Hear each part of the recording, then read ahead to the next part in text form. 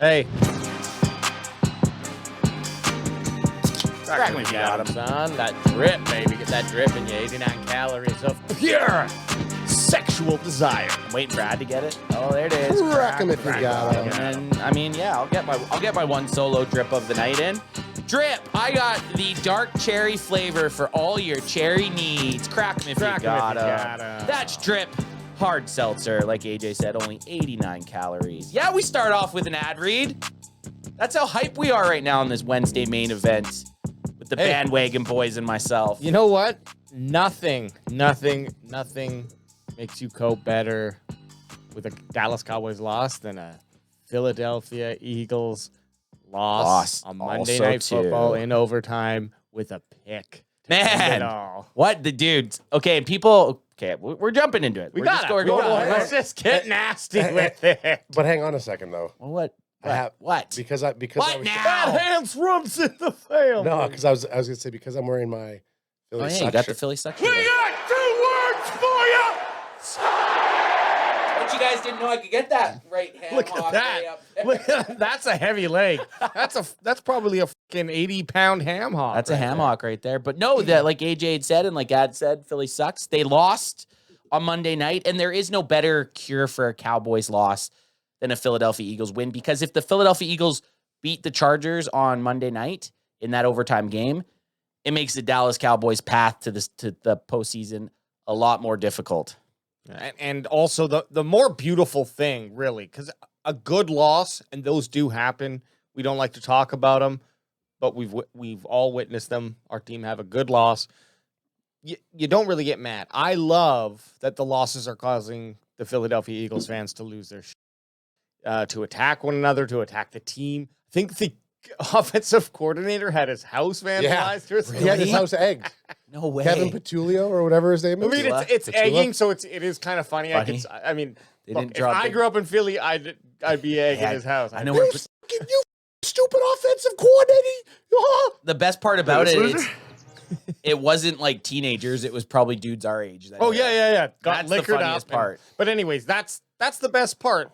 It really doesn't matter from here on out. We can't control what happens to Eagles, and we can really only control what happens to the Dallas Cowboys. So With our mind powers, with our mind powers. tricks. But it was nice because the Eagles losing, I mean, now the Cowboys and the Eagles are essentially in the same spot that they were last week.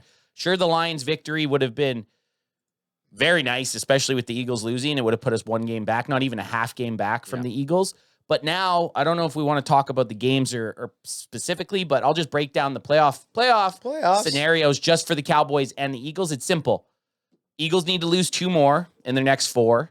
So they got to go 2-2, and the Cowboys got to go 4-0. It's really easy. It's basic. It's simple math. There are other scenarios, but It gets pretty wishful thinking. Pretty The wishful most thinking. straight, narrow, and forward way to get to the postseason, I would say, is the Eagles lose to the Bills, and then they split a game, their 2 games against the Commanders. That's 2 losses. And then, of course, it's not like, okay, Eagles lost 2 games, Cowboys are in the postseason. The Cowboys still have to go out and win out their next 4 games. Yeah. So it's and the Cowboys, they have a couple tough opponents. They have to play the team that just beat the Philadelphia Eagles in a couple weeks. So it's not a guarantee that if the Eagles lose 2, the Cowboys will win all 4. But knowing that the Eagles dropped that one to the Chargers, it pumps that little bit of hopium in us, boys. I think that 9% chance or whatever the hell it was after the Cowboys lost had to jump up to at least like 13 or 14%. Look, with an Eagles loss. I love watching football, and I love watching football with y'all. And it just, the fact that the Cowboys are still have a chance. And to be honest, they have this, because the goal is to beat out the Eagles or beat the Eagles in the division, I should say. Nothing really changed. No. Nothing. It's the same hope. It's the same hopium we were smoking the week prior. So yeah, it's literally the same. It's the exact same, man. So if people are like, "Oh, you're crazy," there's no more chance. It's just as likely now as it was last week. So it's exciting. Pack Attack 2893. I thought you were done your sentence, and that's why I was like, I thought it was. I don't give a shit.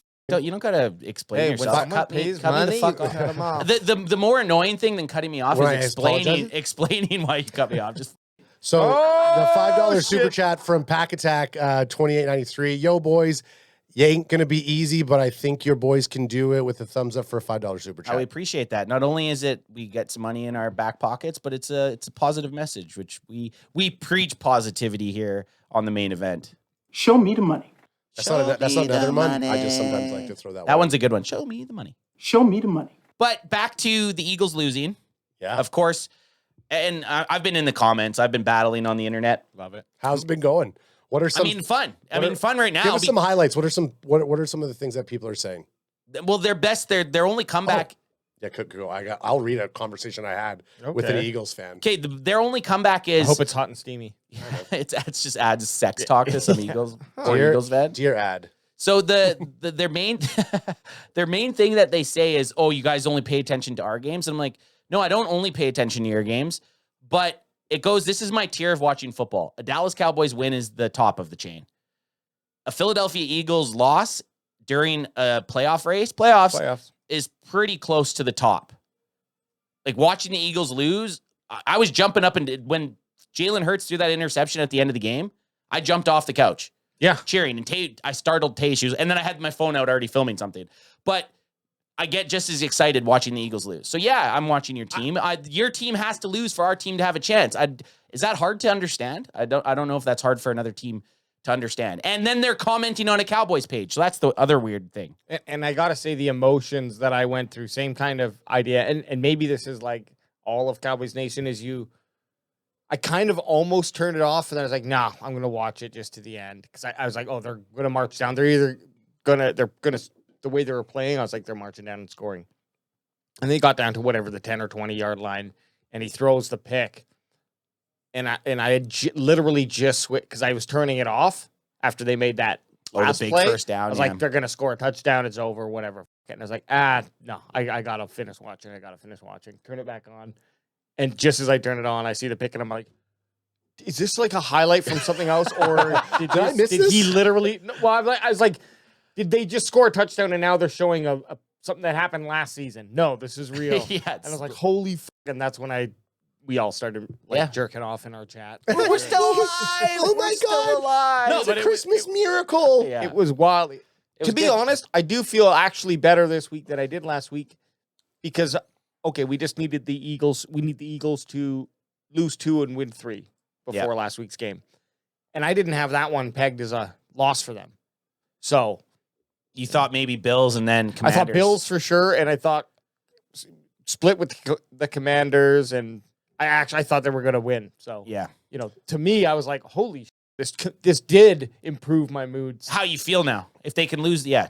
And they look bad. The Eagles did look bad. Jalen Hurts, 4 interceptions and a fumble. If that was Dak Prescott, who I'll say this has never had 5 turnovers in a football game, the world would be falling right now. Yeah, 4 interceptions, a fumble, and 0 touchdowns. Yeah. So I immediately texted after the game to a friend of mine who's an Eagles fan, and I just go, dude. And then I sent this meme that came up. Well, someone sent it to him, and then we doctored it and we kind of boosted it up a little bit. I said, this guy gave me an idea. Can you make it a better idea? Yeah, so we made it a better idea. I got AI to add some hats onto. Oh, AI did that. Yeah.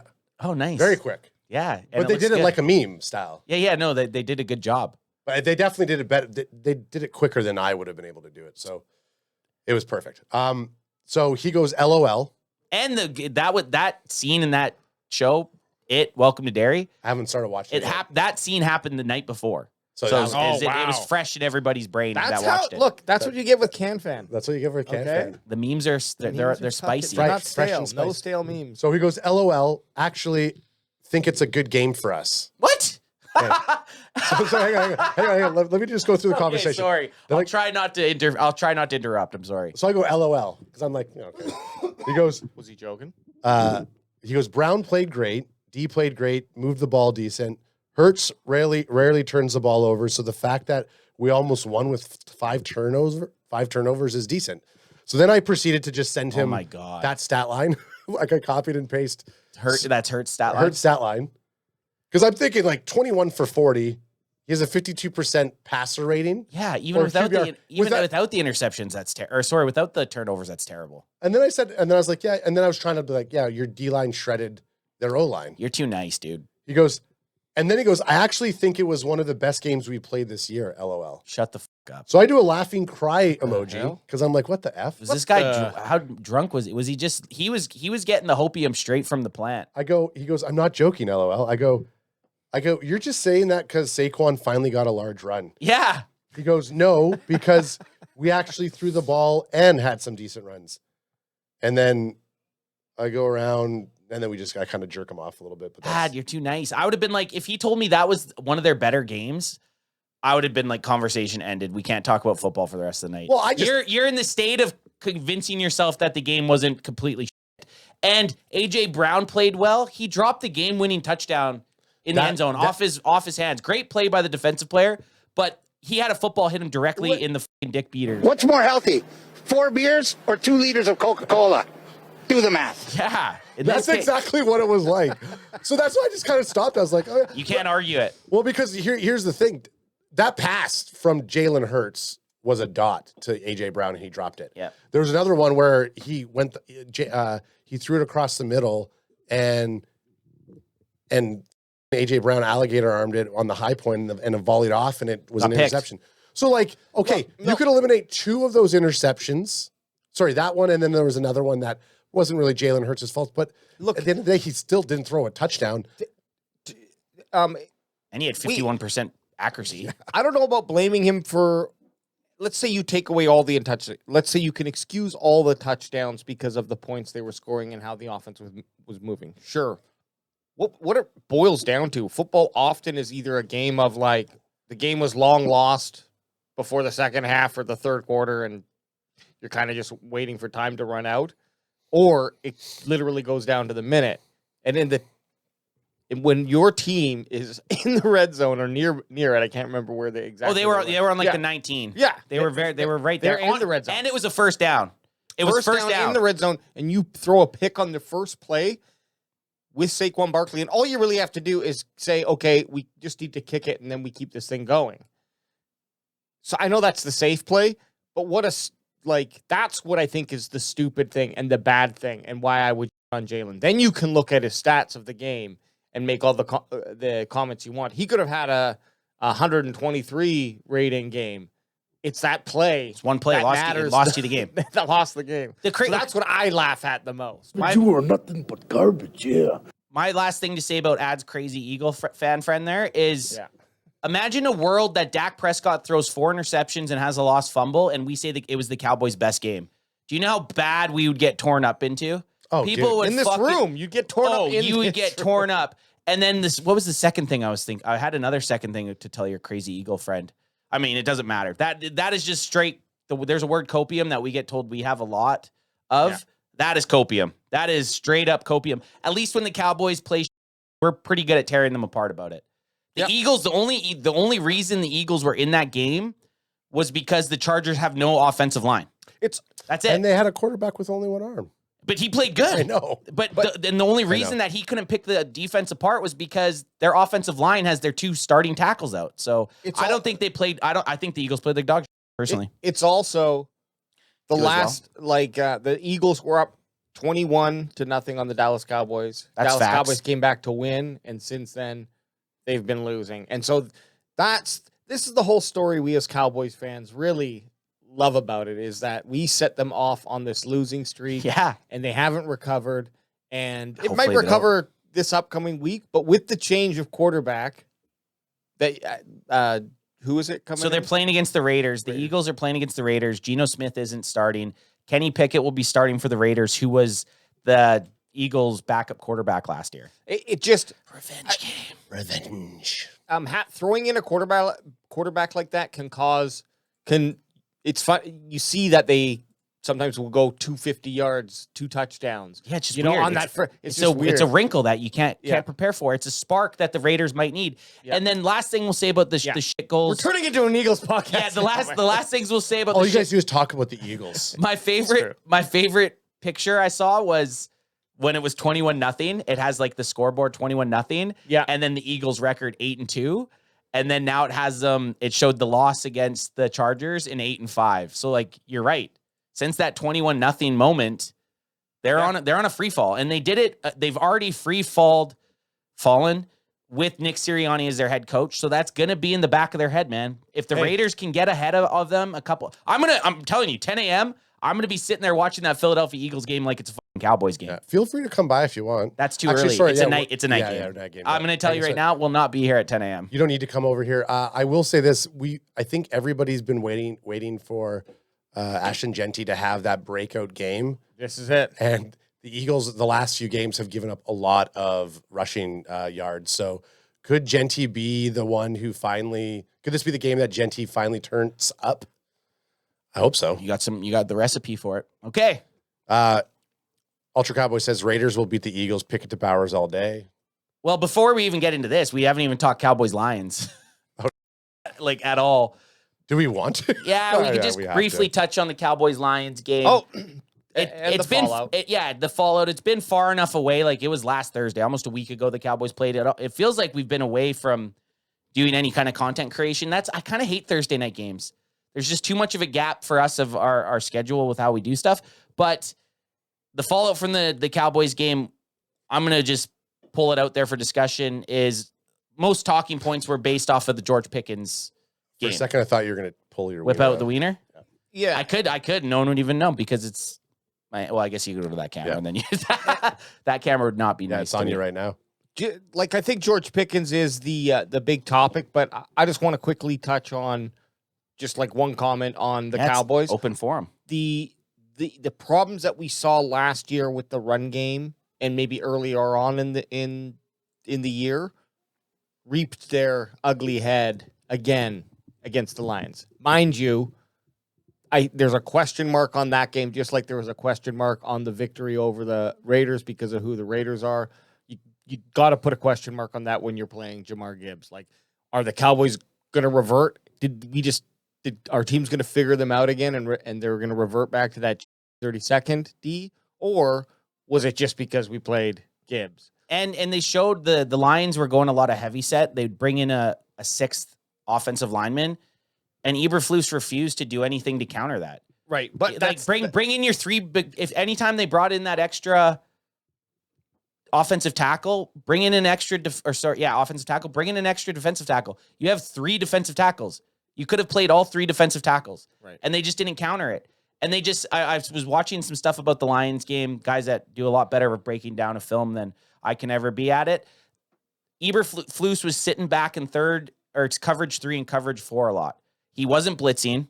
He was scared. And we could tell that. We were calling it out as we were watching it. That last play where they had Marquez Bell on Williams, what's his name? Jameson Williams? Yeah. Is that his first name? Wide open and didn't try to blitz, didn't try to do anything. So it's like Eberflus gets a little bit a shriveled dick against teams that have good receivers. Teams that they won't beat him on the outside, he'll blitz because he's not worried about the receivers. And then teams that have good receivers, he gets kind of scared and tries to keep everything ahead of them. And then he lets these all pros catch the ball and run all over them. So I really hope we don't see that going against the Vikings with Jefferson and Addison. But the Lions game, the defensive calling, it did feel like we kind of fell back into our old ways. But let's be realistic. Jahmyr Gibbs is the best running back in the NFL. If I had to say, like skill set wise, if I had taking him over Jonathan Taylor, I think they're neck to neck. They're pretty close. Whatever you build your team, however you build your team, I think either one of those guys, you're gonna get. The only thing I like Jahmyr Gibbs a little bit more than Taylor is his passing game stuff. Yeah. He's a little bit better in the passing game, just from what I'd seen. But you like your running backs when you're passing to him, that you like the way he looks. Yeah, just the way he looks. And you could say, and there's just a good argument for anyone that would like Jonathan Taylor. But the Lions have a top 5 offense when they're on, right? The Cowboys are even at their best, they're top or bottom 28th defense. So we kind of got brought back down to earth a little bit with that game, with 44 points being scored. Well, you can definitely see, and actually I was going to say something that I also like. I like it when people in the chat who haven't liked or subscribed go ahead and smash that like button, because it definitely helps us out. It does. It pushes us out, guys. If you enjoy us, we'd appreciate the like and sub, because it pushes us to more like-minded fans. The one thing I'll say about that game, and again, I don't think it sucks that GP was getting all of that hate right afterwards. If you watch him, he almost basically plays the way he always plays. he doesn't look like he's ever running fast. He doesn't. Ever. He never looks gallops. like he's running He fast. gallops, right? Yeah. So we're not going to get into the GP3 because we're on the GP3. Why aren't we? We should. We can get into it. I think we should talk about it for a bit. I think it's a big talking point. Everybody, because it's because Adam's been hating on him and he doesn't want it. I don't hate on him at all. Well, and that's been the consensus, is everyone has been pissed, and us as a group in here, I'm on the side of, okay, if that's his worst game, that's fine. The only reason the Cowboys are even in contention at 6-1 and fighting for a postseason spot is because this dude that we traded for a 3rd-round pick has kept them in games. Yeah. He's been, until last week, people had him as the 2nd best wide receiver in the NFL. People were calling for the Cowboys to cut CeeDee Lamb and give George Pickens the 88. And then he has one bad game and the narrative changes. So I'm not going to go out there and can you say crucify? Yeah. I'm not going to cuckify. I'm not going to go cuckify the guy for one bad game. And let's see what he does against the Vikings. I'll say this: when CeeDee Lamb went down, all of a sudden you now have every DB on that field looking at GP3. So why didn't they adjust some of his routes? Well, they did adjust. Flanoy had 112 yards. No, I'm saying for GP3. Like, in that game, that's the thing. He's covered. They're rolling coverage on him. Yeah, I'm just saying he's still running his same kind of slants and his same go routes. But he has 2 guys on. They didn't give him any other much options outside of that. But that's the product of CeeDee Lamb being out. Is when you don't have that second guy, you can focus. Also, I think the adjustment was I think their thought was, we're just going to keep GP doing the same thing. We're going to put Flanoy into that other role. So again, in any game that George Pickens doesn't have, say George Pickens has 50 yards, do you give a fuck if the other wide receiver has 112 and a touchdown? No. So that's what I mean. He's doing his job. He's drawing attention, and people talking about his effort and stuff, I just think it was overblown. And there's too many people sitting on, we talked about it in chat a little bit. There's too many people sitting back, just waiting for him to have that freak out moment, that bad game, that lack of judgment, so that it didn't help that he had it in with Richard Sherman afterwards. Fuck it. That could be the freak out moment. But the thing I wish he didn't delete the tweet. I wish he would have just kept it. I wish he would have just, or the story. Why delete? You know it's going to be out. You know it's going to be out there. People screenshot instantly. Exactly. So it's like, hey, I'm going to say it. I know it's going to get out there. I'm going to delete it and then just move on. Yeah, maybe. So that is the move. He's done it a couple times now. Post something, it gets screenshot everywhere. Okay, I'll take it off now. And here's the thing with him, like, hate on him all you want. He's been in the NFL, I guess, what, this is his 5th year? He's 24, 25 years old. Because he's a young dude. I'm not ever one to excuse age as like a reason why you act some way, but the talent's there. To give up on him because he has a one. Let's say that he did quit on this game. Let's say that he did. If the team walks away from that, we either have bad coaching or we don't know what we're doing when we're picking players because we just pick these head cases. We knew who he was when he came on the team. He's been fantastic for us up until this game. Just using the argument that, okay, he did quit on the game. It's a teaching moment. And if our coaches can't get that out of him, because he's shown that he has the leadership qualities with the team. Maybe he's not the leader that he's going to be for the Cowboys yet, but he's only just got onto this team, and we see it in social media, and I don't know if you see it on the Netflix documentary. Long story short, he's a young dude. If the Cowboys can't coach him into being a more disciplined player, if that's his issue, then that's a problem with the Dallas Cowboys coaching staff. Dare I say it? I want my wide receiver to be a little bit of a head case. Well, that's one, like, 2 positions I want my like to be like a little bit swaggy is wide receiver and cornerback. I want both those guys to be kind of out there a little bit. That's why I sent you guys a Steve Smith thing, and it's Steve Smith take on it. And he says everybody who's talking bad about the George Pickens thing are DBs. Yeah. Like, you don't hear any receivers talking about him that way. No. At the end of the day, the Jerry Jones, Schottenheimer, George Pickens, that entire organization, they know who he is. They know him on the sidelines. They know him in practice. I'm not mad at all. I'm moving. Well, that's what I was going to say. Hang on. Okay, the whole narrative with him about being that head case. Yeah, at that point where it's like you've done all this good stuff for weeks, and someone is now just saying, well, here's George Pickens. Yeah, you're going to be frustrated. We just lost a game that we needed to win. And when people in the media say these things, it does actually plant Like it brands these players as that. So at one point, it's like, yeah, fuck you. And you're like, yeah, get that guy to be a head case. Because if he's not going to stand up to himself, then what kind of fight does he have? Exactly. And hit Ultra's latest comment. That's a great one. GP has no off the field issues. He plays with that Michael Irvin moxie. Leave him alone. Exactly. Fair. Okay, I'm going to ask one question. I just want yes or no from all three of us so we can move on. We'll decide. No, yes or no. That's what I want, or I'll mute you. Are we worried? Are we worried about George Pickens? Adam? No. No. No. Okay. Yes, I'm worried that we're not going to re-sign him. No, I'm not worried about him as a player. No, not at all. I like it. I like it. Okay, so that's kind of the fallout from the Lions Cowboys game. Again, it was almost a week ago. We've licked our wounds, and I think Ad was saying in chat, it didn't. I was like, I didn't really realize how close the game was. Oh yeah. Until I rewatched like the highlights. Even watching Hard Knocks last 7 night, minutes left, they were down 3 points. Yeah, it was even at 2 minutes and like 32 seconds. It was like the game felt like it still could have been in grasp. It was that big Williams catch on on Marquez Bell. It kind of sealed it. And that's when our life kind of just left us. And then we yelled, "Why would you put a safety on them?" Well, that was me. Well, I mean, that's the problem sometimes with us being so into the game. You don't realize certain things can happen sometimes. So the post game sober re-watching of it, you're like, holy that I'm like even more stressed out after the fact. And it makes you even more angry after the fact. Yeah. Because we're so glazed up with some Bushian in us, we're just whatever, right? Well, I think it's those games where you're behind the whole game when you don't have a lead the whole time. It feels like you're getting beat more than you actually were, right? Like we had the same thing in San Francisco when we were there live. It took me a rewatch of the highlights to be like, this was last season, be like, oh man, we were actually in that game till the very end. So anyways, we are 6-6-1, still fighting for a postseason chance, and that's what we love about it. This far into the season, we're in December. And we still have meaningful games, guys. That's exciting. Last year at this point, we were cooked. Cowboys were cooked. We were just showing up basically to hang out for 4 hours. Yeah. Which was still fun. But not as fun as meaningful games.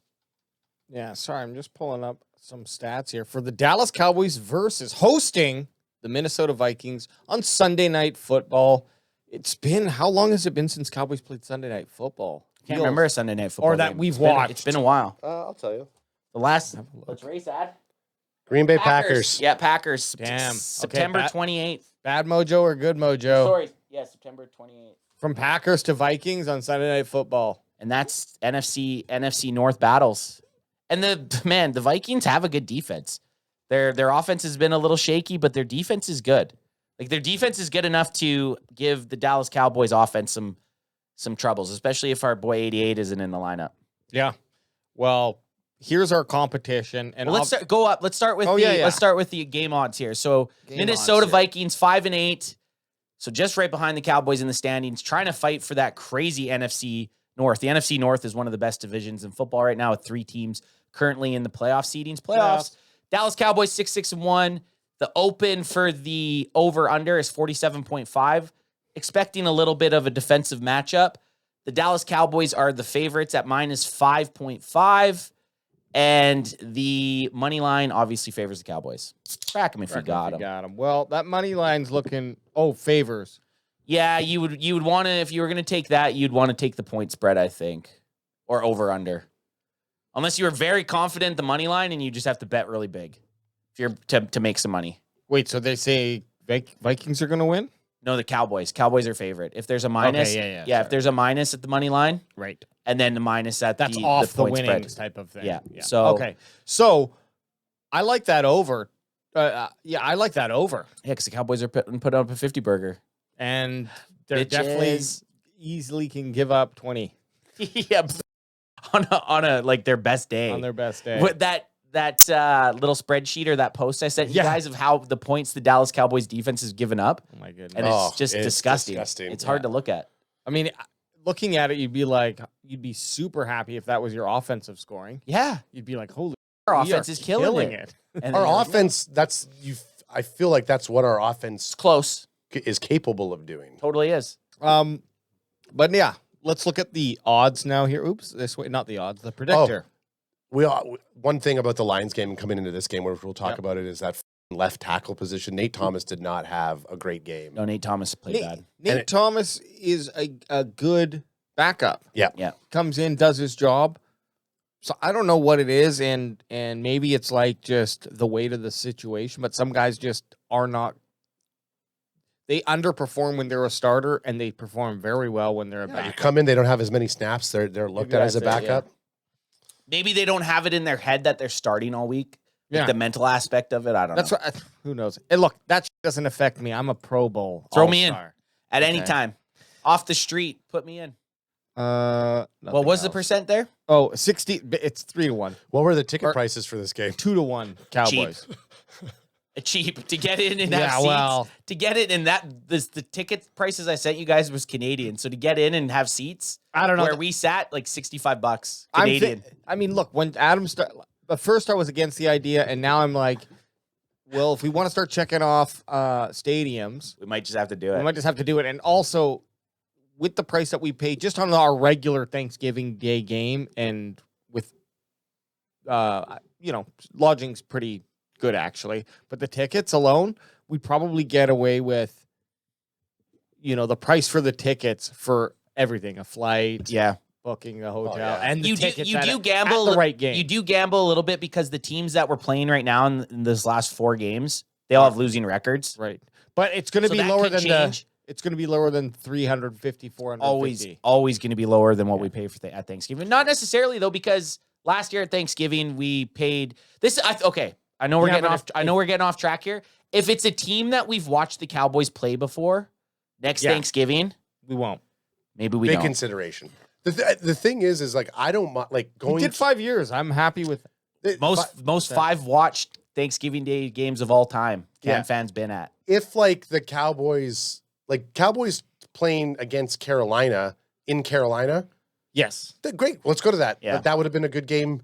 But those that- tickets were $300. I know. So it's like you're not. It's the same. You're paying the same price as you would. Well, And the flight over there was. I definitely think that they were more that year because they just signed Bryce Young, so there was all this hope that they were going to be this team and the Cowboys. So like all I'm getting at is that I don't mind going to see the Cowboys play lower ranked teams if we're going there to play them, but it's like if they're playing a team in Thanksgiving, it's like I don't need to see them play Washington on Thanksgiving Or the New Giants York. or True. the Raiders or New York Yeah. or We've done Arlington. Yeah. 2 away games to stadiums we've never been to. it's kind of Bushin. And next year they play Seattle, so that's already a free know. trip because we don't have to fly.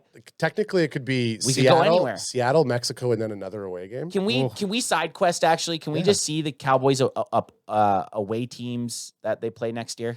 Just 2026 Dallas Cowboys away opponents, sorry. Brent Packer guy says Let me y'all just need to see come to what Lambeau. Schedule won't pop up. Guys, we would tear it up in Green Bay. Well, It's just their opponents. yeah, but they only yeah. have their opponent. you Yeah, don't it get the just, schedule it till just May. tells you who they're going to play. Yeah, there it is. There you Bottom. Yeah, Here. that right there. So road. What's the roadies? Oh, what the fuck is that? Zoom that in. Yeah, that's like. Zoom I feel it like I in. need some B-Knox. I don't know. That's so Oh, this is this year okay. Hang on. because they have Vegas on the road. Let me find this. Boucher, AJ. Get hit chat.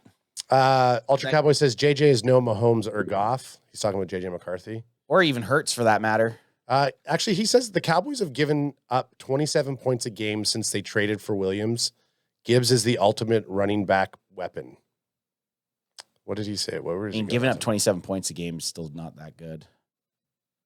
And they gave up 44. They gave up 44 against the Lions. They gave up 28 to the Chiefs, and they gave up 21 against the Eagles. Does this work at all, gentlemen? Let's see here. Like, are there some that are not determined yet, or do they? Yeah, know? those are all. None of them are determined. So I think the Okay. top ones are but I wish it would tell you home or away.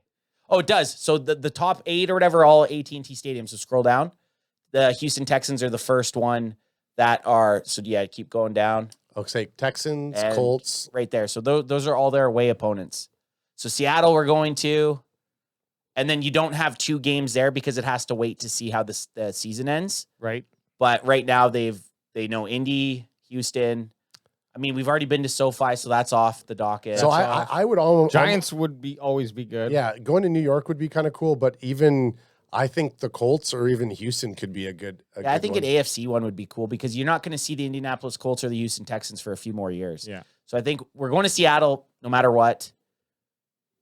I think it'd be cool to, and look at this. So this NFC North game, that site city to be determined, that might be Mexico City.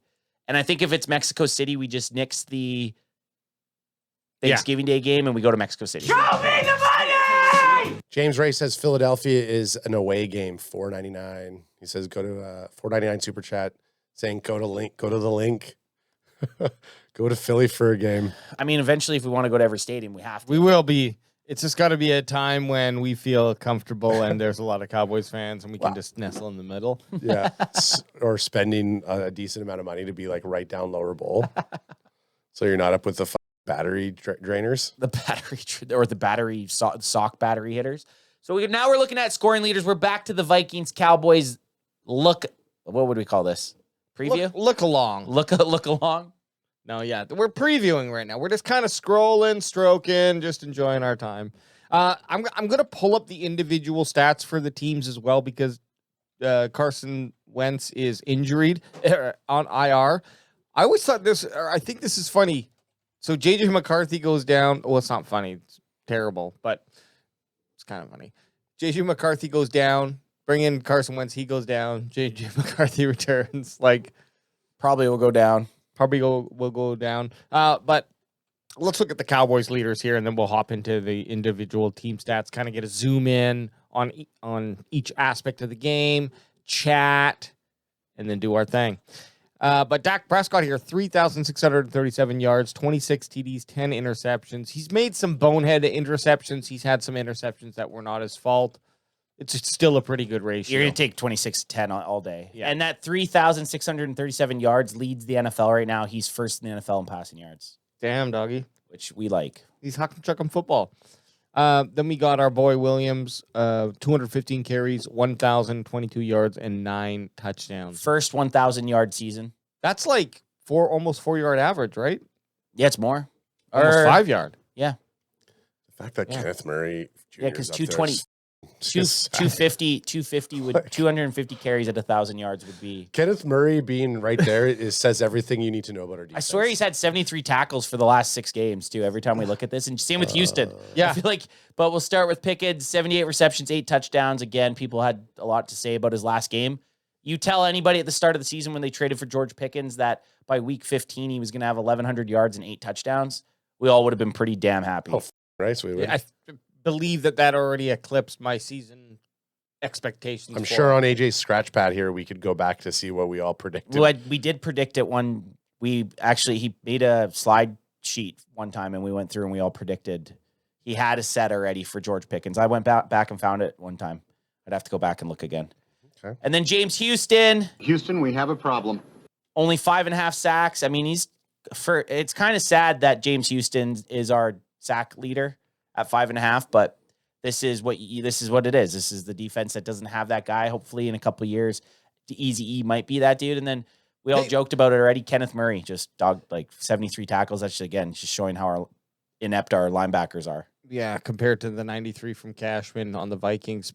With Houston, though, hey, man, him having 5.5 sacks, in itself. That was awesome. That's great. I just want somebody that has 9 right now. Right, but like him having 5.5 and yes. then someone yes, accompanying that 5.5 with 9. but we only laugh because of the amount of playing time that Houston's getting and the expectation of him, and he's leading the team with 5.5 sacks. Yeah. Not good. Kick over to the standings there to the right. Oh, okay. Push it on over. I just like to see how each team's sitting in there. Over and over. I mean, again. Minnesota, they could shut it down at any moment, to be quite honest. Look at that division, dude. Would I have rushed J.J. McCarthy back? Maybe. You have to. You have to get that guy as many reps as possible to even figure out if he's your quarterback of the future. I guess as long as you gave him extra time to heal from whatever injury. Sorry, I wouldn't have rushed him back, but if he got cleared everything and it wasn't any type of chances he was going to re-injure what he did, he needs football reps. He missed his whole rookie season. he needs to get in there so that you can make a decision if he's your future or not. But you got the NFC North, Green Bay 9-3-1, Chicago 9-4, Detroit 8-5, and then Minnesota, who people think we sound like we're from Minneapolis. Oh, you guys are from Minnesota? No, we're not. We're Canadian. 5-8. I will say this: the NFC North definitely is owning the NFC. Oh yeah, they're Like- well, they got 3 teams in the postseason right now.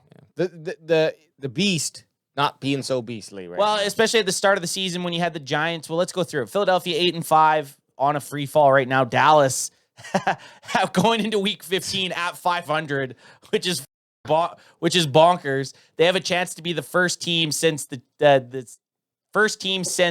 league has switched to 17 games to finish the season 500. There's a chance they could finish 500. Yeah. Washington 3-10, who everyone had high hopes for after being in the NFC Championship game last year. Then New York, after their draft, we thought they were going to be a lot better. They've had a lot of injuries. Neighbors bad defense. Neighbors is out, their best wide receiver. Scattaboo, who's having a very nice season before he got injured, out.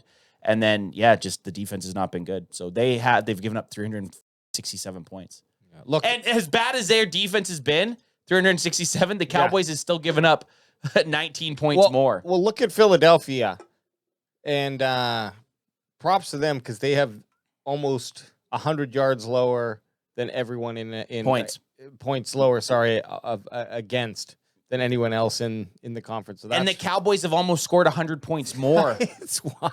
It's like in fantasy when you look at the guy in first place that he has such a low points for, and then you look at his points against, you like, you lucky.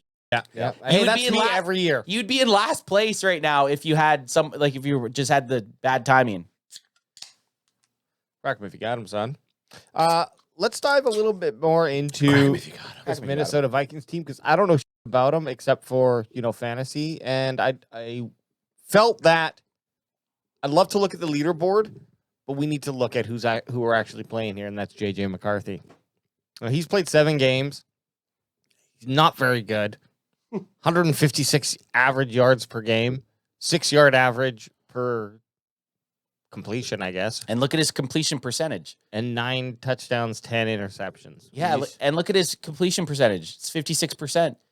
And last game was his first game that he hasn't thrown an interception.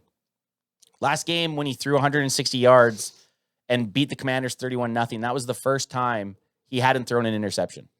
I don't know if it's bad play calling or just JJ McCarthy's not who they thought they were, because Carson Wentz was doing much more decent. 240. I mean, his touchdown interception ratio was 6-5. That's the best on the team.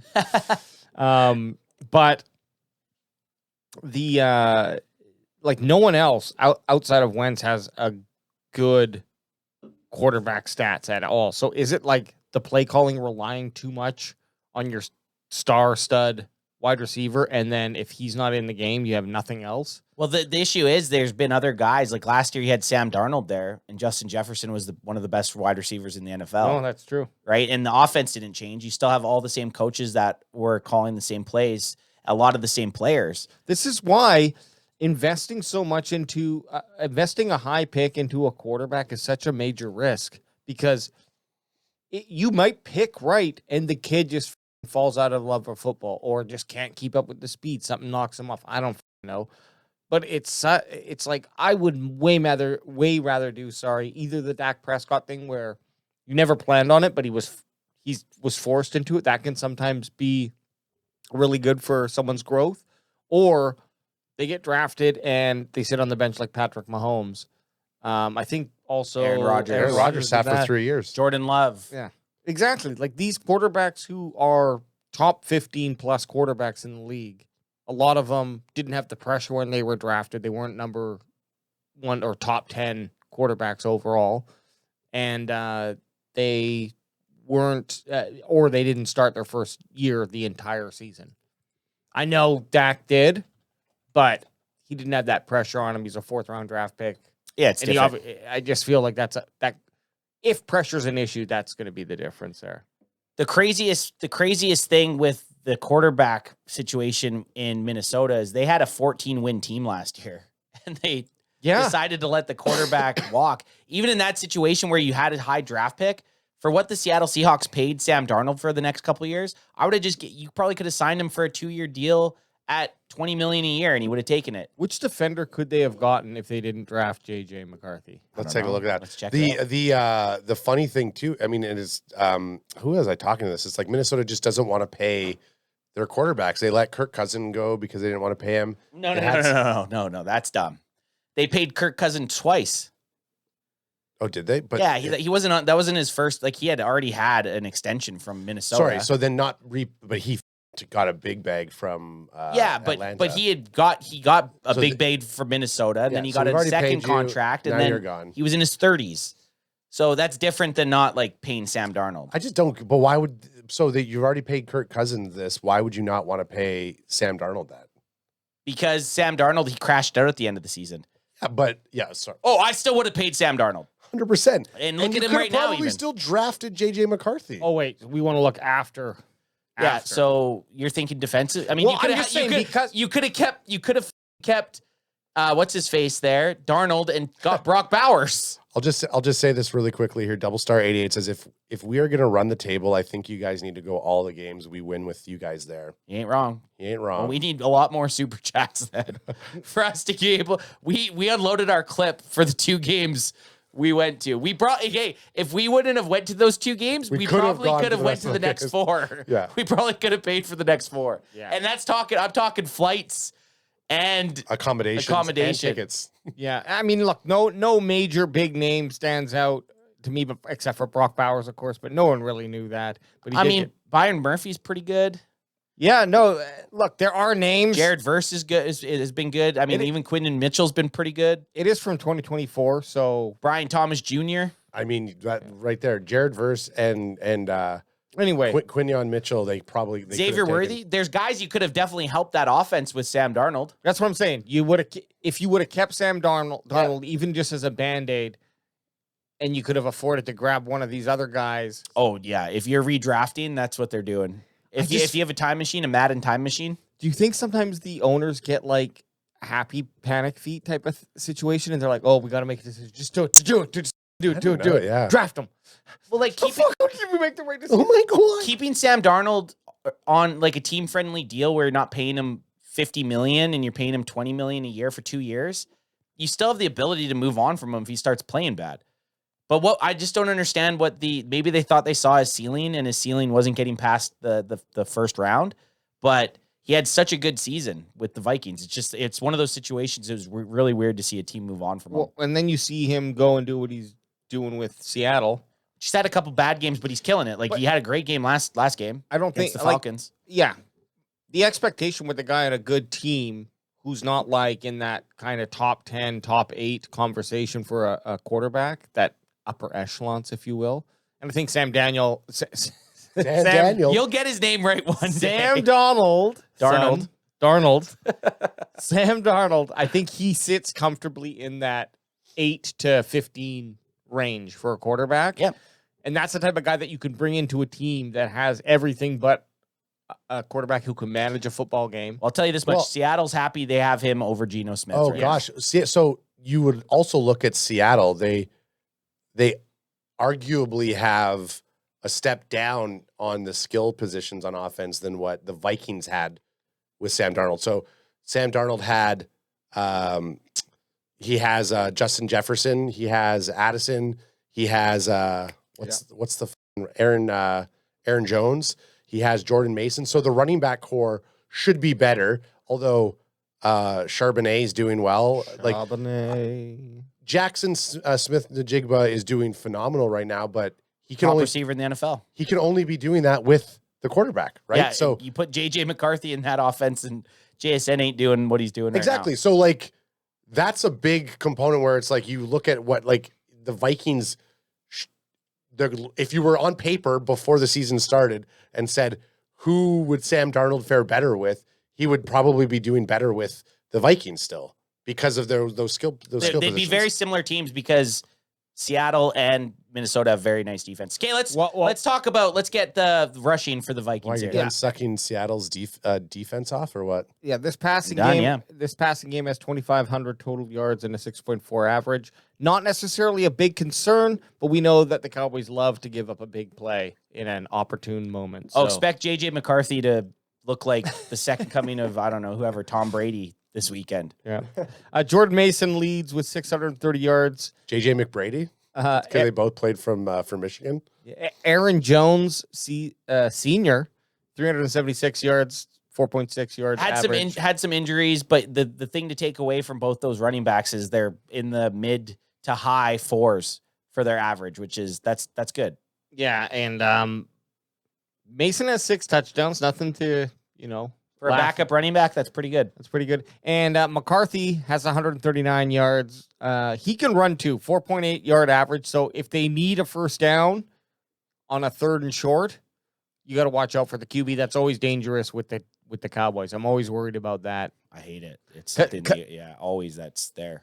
Just being an option can throw their defense into a tornado. Yeah.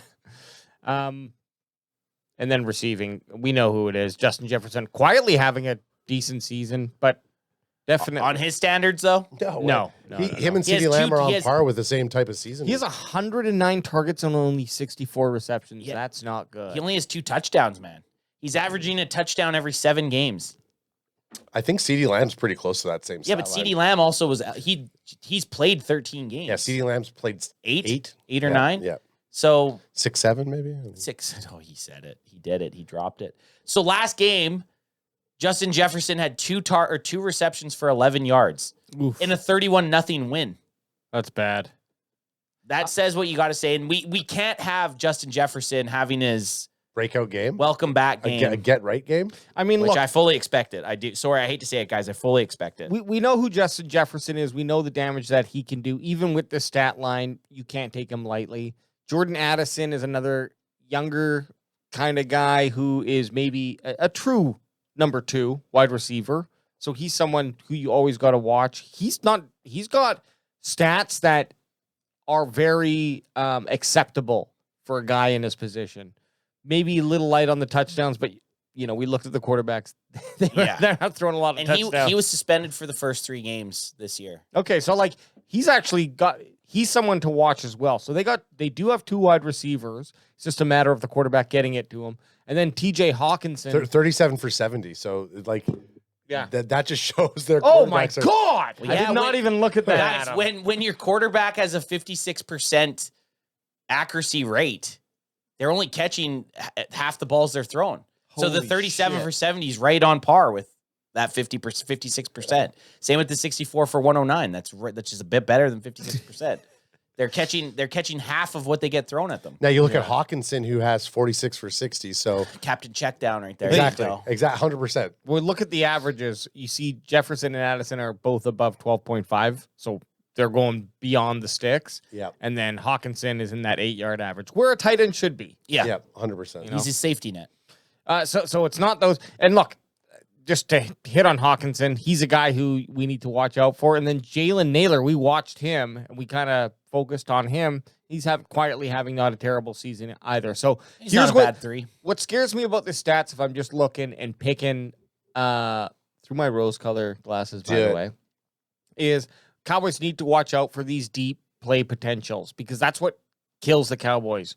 We make the stop, get the sack, or we get the penalty in our favor, and now it's 3rd and long or 3rd and 9.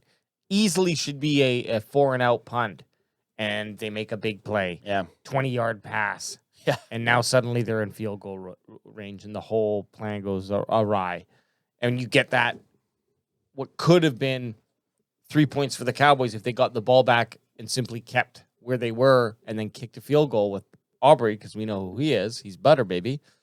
Now they switch and they get a touchdown. So those type of 10-point swaps without a turnover, just the opportunity being missed. Got to get off the field. They got to figure out a way to lock those guys down because all of those guys, Naylor, Addison, and Jefferson, can all get that first down on the 3rd and 9. You know who I'm looking at if I see him on the field here in the red zone? Who? Josh Oliver. I was just gonna say, If Oliver's 9 for 11, 9 with- for 11 with 4 touchdowns.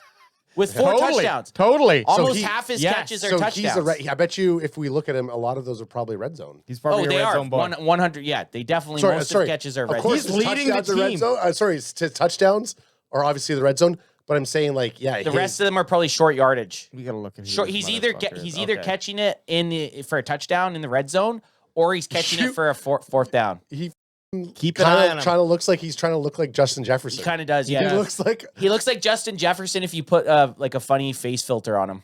or Justin someone Goofy face. playing Justin Jefferson. Their defense, I didn't really notice anything stand out except for Blake Cashman has got a lot of tackles. How about interceptions? Who's got the most interceptions? Because sacks we know we've already seen, sacks? Yeah, not a lot. but they have a lot of guys with 5 They got a though. lot of guy with 5. So multiple attacks here. Yeah, Linebacker, defensive tackle, linebacker. Andrew Van Ginkel's good. Ultra was saying the Vikings like to blitz, and Dak's obviously very good at the blitz, so You should get him. Well, so it should You boost can him. tell 3 of their linebackers have Sacks. 4 or more Yeah. sacks. So Give me a TFL. sorry, interceptions. Ints, yeah, ints. Okay, so not, well, they've been awful. Safety. They only have, they're like on Cowboys territory as far as turning the ball over. Their safety has 2 interceptions, and it's like linebacker, safety. It's kind of how the corner. Cowboys are. Yeah. And then TFLs, give me some TFL. That tells a story. Eric Wilson. Yeah. So not only does Eric Wilson have 5.5 sacks, he has 15 TFLs. So they might, just by looking at this, they might run a 3-4, and he might kind of be like a linebacker, like defensive end, is kind of what I'm getting from it, but I'm not 100% sure. Well, just judging by his stats. You know what? I just want to do a quick gander at Dallas Cowboys stats. Yeah, we got to fly through this though, because we still got. Yeah, I know. This is just. I really just want to look at the wide receiving stats here. Okay, Jake Ferguson, Flanoy, just to get a visual representation of how they compare. Touchdowns. Look how many touchdowns. It's A lot of receiving touchdowns. And Adam was right. CeeDee Lamb has a very similar stat line to Justin Jefferson. The only difference is Justin Jefferson's played 3 more games. Yeah. So if you had CD with 3 more games, he's closer to George Pickens stats than he is Justin Jefferson. Yeah. So on surface level, yes, their yards and touchdowns are similar, but that's with 3 less games. The guy that, again, I talked about this before, but like, obviously his yards aren't huge, but look at Flo's stat line. His connection rate's really solid. He has the touchdowns. I think Average is low though. Average is low. He doesn't have that yak that I think CeeDee Lamb and George Pickens is. And as a wide receiver 3, Hey. we don't need that. You just need to be able to catch the ball. Can you scroll over a bit and just click fumbles for me, AJ? Because I'm looking at George Pickens like, holy Yeah, he's fumbled a few times. and I then don't remember 4 fumbles from GP. and then how many go over? Well, It might last show game, lost. Go It'll over. It might show lost. He hasn't lost Yeah, any. he hasn't lost any. He That's hasn't why. lost any. But Ferguson lost 2. Yeah, 3 fumbles with 2. And those Okay. are the last 5 games. That's Yeah. crazy. Yeah. 3 fumbles in the last 5 games. Get your shit together, Ferguson, or you're Smack you out. yeah. We're gonna I'm come gonna over talk and- to you in a corner, Fergie. Smart. We should. Oh, PFF. Hang on, let me get PFF, guys. Ant's out of bubblies. He's Let getting. me get I'm some not. Oh, okay, there you go. PFF. I do have to pee though. While AJ tries to Yeah. figure his life Go out. take a pee, Adam. If you want to hit up chat real quick while I pull Chat's this gone up. quiet a little bit. I got nothing. Like crickets. Yeah. It was That's it what was crickets it was sound. Bushin earlier on, and we were just chatting like a bunch of Schoolgirls. we were just chatting like a bunch of chatty Cathys.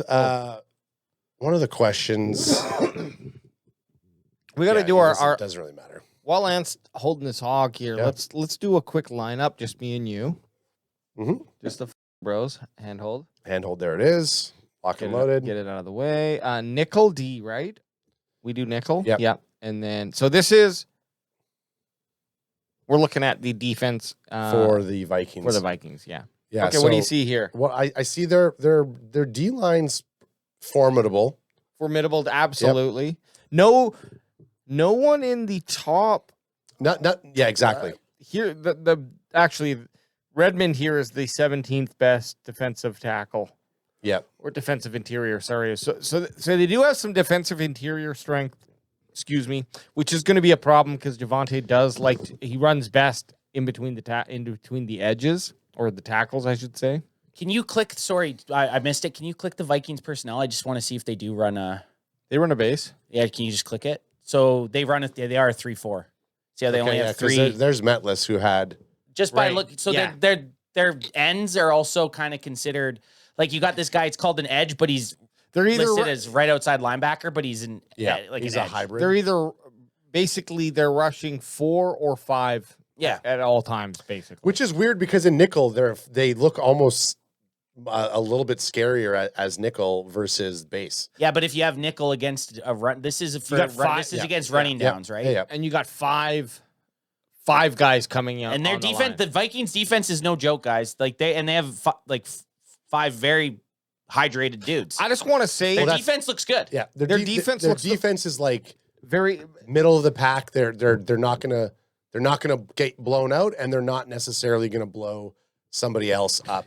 But they might blow me. they're stopping the Washington Commanders from not scoring any points. Pretty good. You know what I would Shout say? out, and any team's good. They look like oh, there we go. They look like it's going to be hard to find a weakness because they're kind of fairly average. I don't see any standout 80s or 90s anywhere, but everything looks pretty average, right? Well- Maybe the only thing I would pick on this specific view, this is the base that we're looking at, right, Anth? The Um, right side of the field. the right side of the field. So In passing, in passing, So you but running's going to be difficult. it will be. Yeah. now looking at how the Cowboys are lined up on offense here, whether or not it is, but Murphy Jr. and Metlis on that side should be a decent matchup for Flanoy.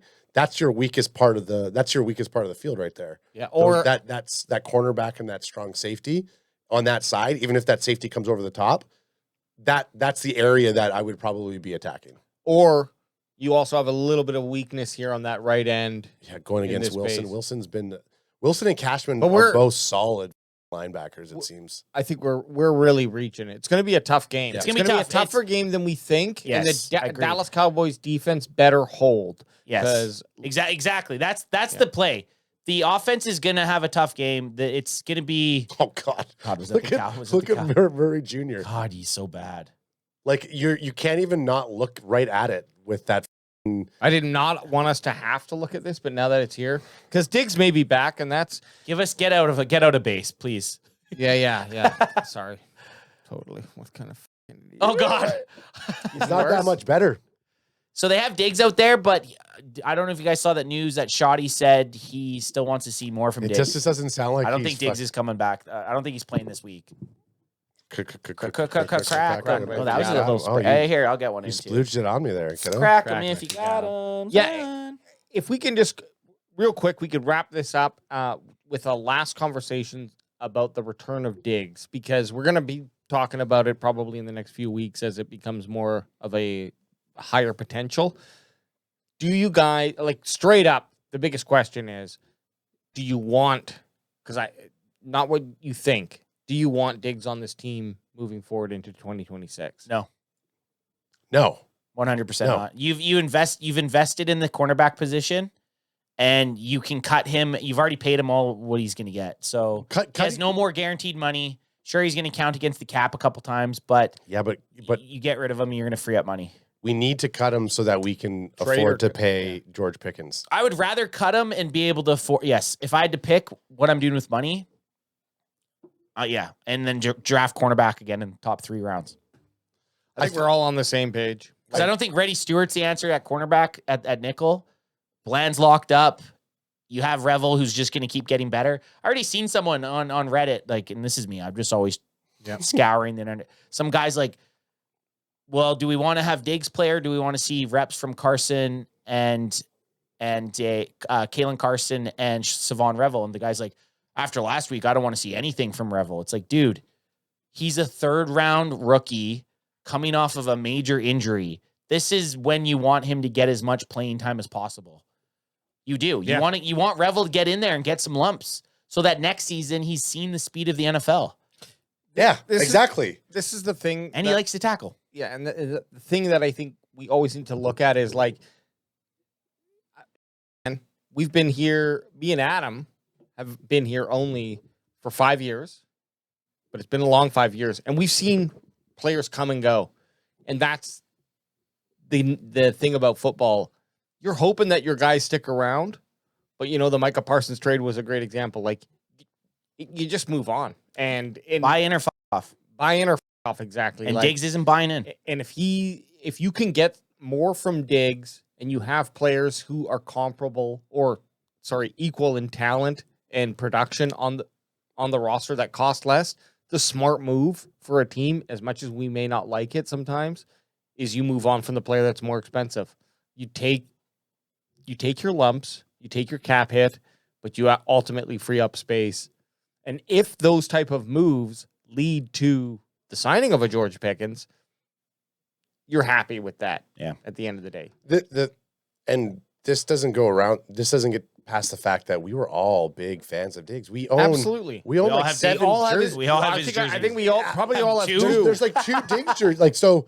We started the shotgun rule because of Trevon Absolutely. Diggs. Yeah. It was shotgun when Yep. Trevon Diggs gets an interception. And we'll always remember those moments. Yeah. Yeah. But You're hey, either with But us, buy in or f off. but buy you're in or either fuck with off. us, with us. With us. With You us? get You're to either Mike, with us? Michael Tyson Hey. or Michael Tyson. Hey, I'm Michael Tyson. Hey, Which you- technically is Michael hey, Tyson. you either with us or you against us. Hey, So you guys. better watch yourself, Now, Diggs. now, Kith. Now kiss him, please. I would never say that.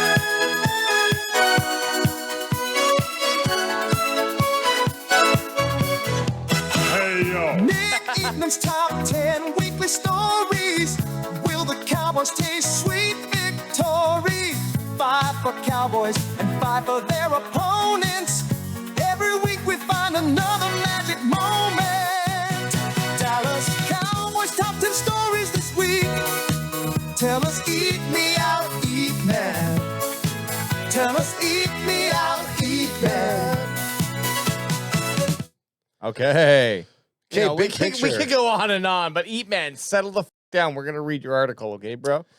Nate Dogg says, survey says, did you guys do any screenshots yet? No, we did not. Wednesday night is. No. I Wednesday see night- the 2 full bottles that Nate brought. They're sitting there. That's It's those sacred. are those are aging for Sunday night. I feel like the challenge is by the end of Christmas Day, can we get through one of those bottles? Oh well, Yeah. they all have. You know, that's the challenge. That's 3 games. It's like, I know. Yeah, dummy. Oh, Okay. maybe not by Christmas Day, but By the end of Christmas Okay. Day, can we get through one bottle? I think that. Well, we still have half of another one. Well, that's the challenge. I know. That's why I didn't say both bottles. No, but we have 2 full ones, and then we got still a half of a half a bottle. Exactly. So Oh can my we get through a bottle and a half? Okay, bottle and a, that's That's the question. I don't know. That's Nate Dogg, Hey, Nate you know, Dogg we says gotta just push ourselves. invite the outsiders. true. It's an always open invitation. It is, yeah. Well, then we get them sitting on the couch just Having a free conversation. having a conversation, free pulling from the streets. screech. Okay, Vikings. I'll kick it off here. Nick for the Eatman's top 10 stories, Nick Vikings, Eatman's Cowboys. top 10 stories. Vikings versus Cowboys. Week 15 of the NFL season. Vikings ending the streak. The Vikings ended a 3-game losing skid in dominant fashion on Sunday, smashing the Commanders 31-0. Josh Oliver had a pair of touchdowns. So 2 of We his had 4 two- yeah. two of two his of 4 his 4 touchdowns. came on. Still though, his ratio, man. And that's even more reason to watch him in the red zone, coming off a 2 touchdown game. So Oliver, Josh, Timu, Jefferson, Oliver had a pair of touchdown catches from J.J. McCarthy, and the Vikings defense forced 3 turnovers and limited Washington's offense to just 206 total yards. The Vikings became the first NFL team in 33 years to pitch a shutout just 1 week after being shut out themselves. What a stupid stat. Minnesota lost 26-0 to Seattle on November 30th. And Justin Jefferson only had 1 reception in that game. You respect Eatman? when Eatman comes up with a stat stat? like that. Yeah, you're because right. He nearly jerked off our boy Boots in the locker room, okay? Boots is so post Eatman. He loves Eatman. Playoff picture. And one last thing Playoffs. is Oliver looks like his wife made him try to look like Justin Jefferson for Halloween. Like, honey, can you just do your best? I don't know how to braid hair. And she doesn't. They're like, you look so good. Now bring up Here, Justin throw on this jersey and your child's pads. This guy's actually 5'6". I mean, he looks like he's wearing pads, but that's just how. Yeah, jacked up he's he got some is. traps, man. He's Those are probably huge traps. a Big hog? just a unit. Yeah, huge hog. He's got to be. Yeah.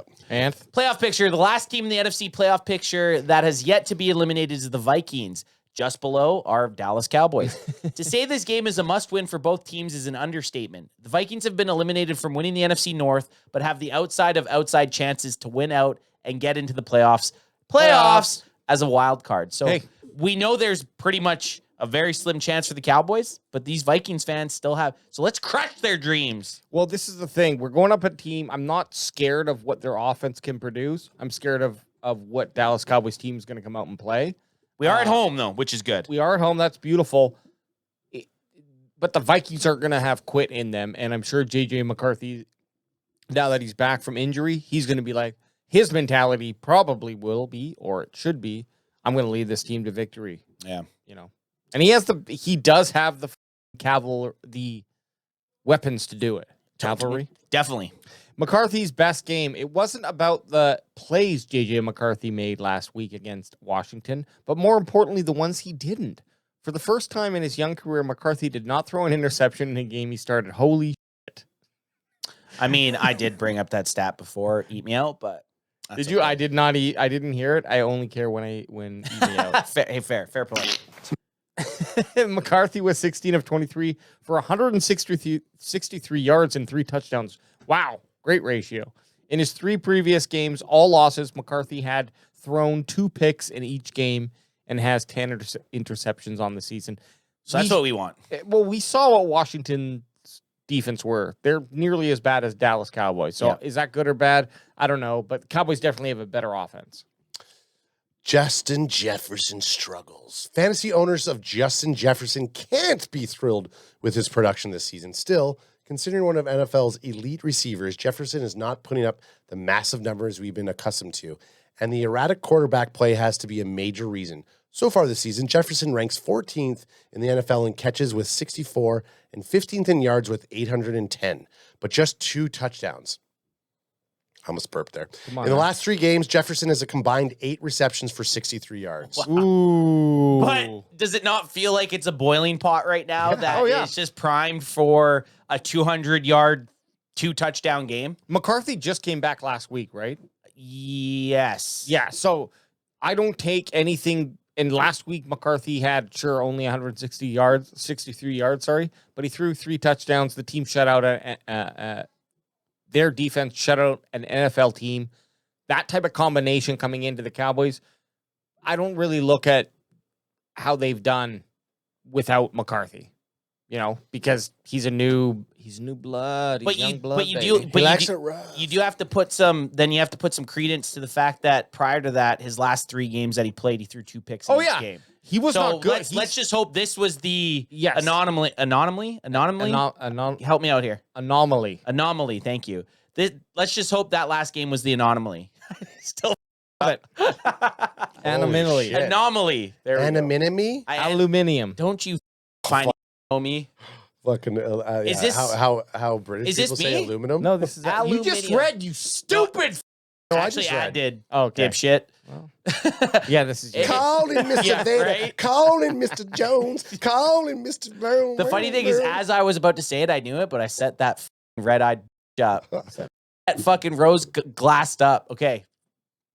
It's funny. Waiting for him to get the screen. Rose J? You said Rose J? Someone in chat earlier on, I think it might have been BPG, said that the Cowboys defense is rated, their PFF color is the same color as AJ's glasses. AJ's PFF glasses? Yeah. So it's not a good thing. It's not rose colored. It's just dehydrated. It's the dehydrated J. Return or Mr. Jones? Do you think he meant return or return of Mr. Jones? Return of Mr. Jones. Aaron Jones has had his success against the Cowboys over the years as a member of the Green Bay Packers.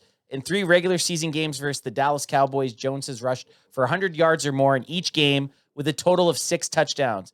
He also had another 3 TDs in 1 game against Dallas at the end of the 2023 season. That was the postseason game where he absolutely demolished us. In 4 games total, Jones has 9 rushing touchdowns. Just last week, Jones had 76 yards rushing against Washington, his 2nd highest total of the season. Look, this is you're on a different team rushing with different 3 years older. Yeah. 3, exactly. So it's like, I get it, but it's not like, oh, this running back knows how to shred like our defense is completely different. Yeah, the only time I'd put kind of something to it is if it's like coaches. When there's a coach on a different team that's coached against a team that had 2 years against the same quarterback, I'd be like, okay, he's coached against his quarterback. He might know the quarterback's tendencies. But when you're a running back that relies so much on a game plan, it's hard to kind of is it apples and oranges? Is that what you're comparing? Well, I think Aaron Jones' bigger threat against the Cowboys is his ability to catch the football than it is his running, but he definitely has the ability, if you're 3rd and 3, to get that first down. So, like, you know, whenever Cowboys have a 3rd and 3 call against them, I would, if I could bet on the play, I would bet that the Cowboys are going to let it happen. I probably, you can, yeah. Well, you can. I don't want to get into that. Could be very lucrative. I don't want to. I don't. Whenever it's 3rd and 15 plus, I'm like, they're giving this up. Sure. Either way, that's my third down ones. But between, say, 5 yards in 3 and 10 yards, you feel a little bit better. It's when it's like either it's on the line and you really need to come up and make a stop, or there's no way they're going to get this. That's when they get it. And Jones kind of fits perfectly into both of those scenarios. So, and he has a good rushing total this year, 4.6. For me, it's not about how much yards he gets. It's when he gets the yards that he does. Well, that's the tail of the tape, baby. Hopefully Cuck Flus and like the rest of the politicking on the defensive team, like get Kenneth Murray off that field. Get him off. Jerry Jones did say Wilson was going to get more reps. Okay, good. This week. I just want to give a shout out to Bandwagon Baba, who's always lurking and jerking in the chat. This is the first time I think ever in 5 years she said something positive to AJ. She goes, "LOL, love that AJ can help you out with a pronunciation." Feels like we're making progress here. That's my quarterback. What was the word? That's Anomaly? Now Anomaly. I got it. Anomaly. Anomaly. And kudos to Bandwagon Baba for figuring out how to change her. Well, who do you think walked her through it? Kudos to Bandwagon Baba for changing your name on YouTube. I was on the phone with Mom and I was like, I couldn't figure it out. And I was like, sorry, you know what I did too? I took screenshots on how to do it, and I was going to mark it and send it to her, and I never did. I literally have like 10 screenshots on how to change it. It took me a while to figure it out, and it's very simple. Why? Because it used to say "badass Baba," and she's like, no. It was like Lila Bessie 87. 747. Her address, credit card number. Okay, so 2 quick questions, and then we hit the Cowboys. Yeah, then we hit the Cowboys. Denell Graves says Aaron Jones is a great running back. Even though he knows the Vikings are not, the Packers most definitely be a bit of a challenge for him, even with the Cowboys defense being bad. Hey, I am scared of everyone who plays the Dallas. Anyone that lines up and catches a football, I have a feeling they could go for 100 yards and 2 touchdowns. Seen it too often. And then Fresno Saint says, "Did you guys really spend that much on tickets in Vegas?" Yes. Did we get that Vegas video up? It's going Saturday. Okay. The bet video. Oh, are you stuck on repeat? Because I think I've heard you say that a couple times. No, but last Saturday was the Cowboys React video. So why would I put out the other video? Look at this. Look at me. Every time I'm looking at you, I'm going to be a little bit more sideways. He's just going to... And then I'm just going to turn into the... I'm going to be... I had to bump it with... I'd rather you keep it for a Saturday post. Yeah, so it's going to go this Saturday. And it's going to be good. It kind of details our entire experience of... Why the fuck did we spend so much money? Yeah. Let's just be happy that we won our bet. Yeah. My only downside is we should have bet more. 2,000. Yes. And I'll title it, and it'll be like we spent this much money on the cap, so people won't know. But we can't look happy in the thumbnail. That's what I noticed. Well, we spent this much money on Dallas Cowboys tickets. Is all 5 of us happy? We didn't stop for like an upset moment.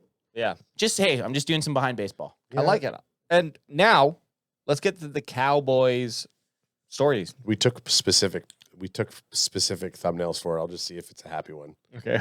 Because it's not me reading this, so you can read. Hey, guys, still a chance. The Cowboys are certainly on the outside looking in at the NFC playoff picture. Playoffs. At 6-6-1.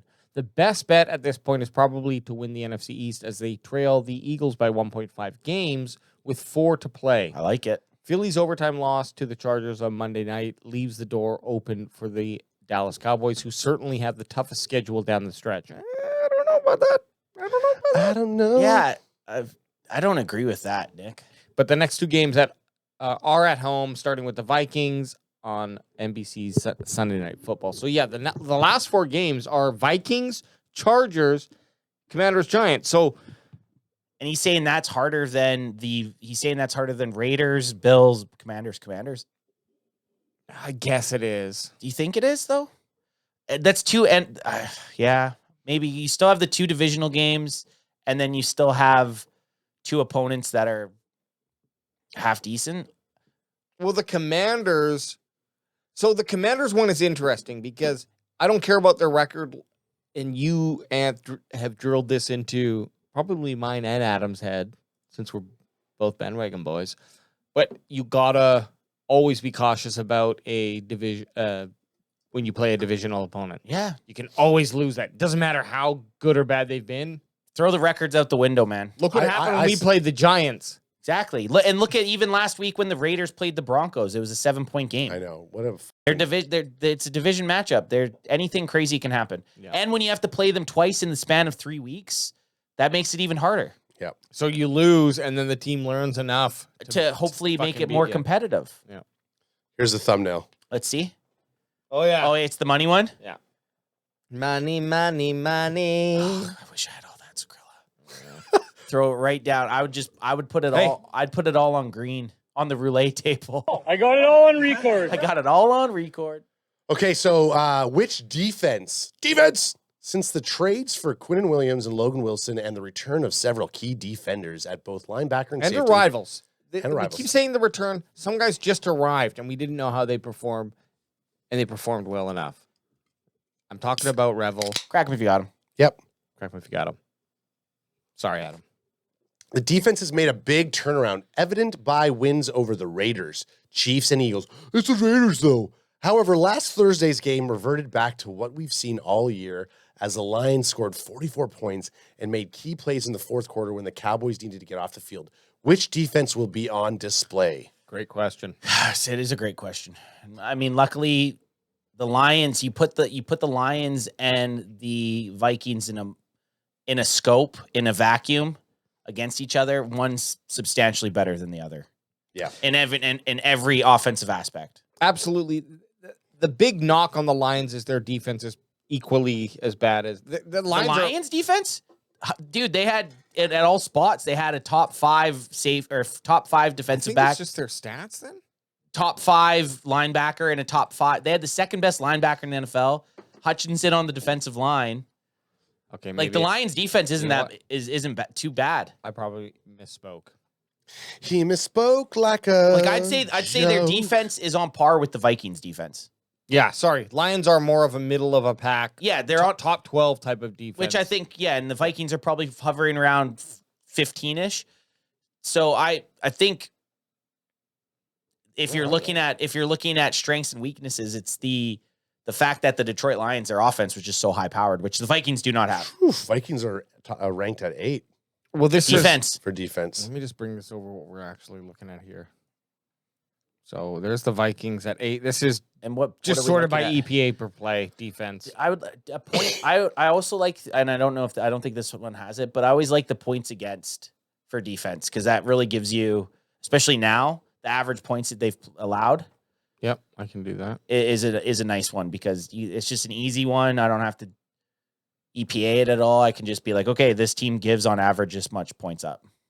AJ's cooking. Let him cook. Well, then why don't you hit chat while he's cooking?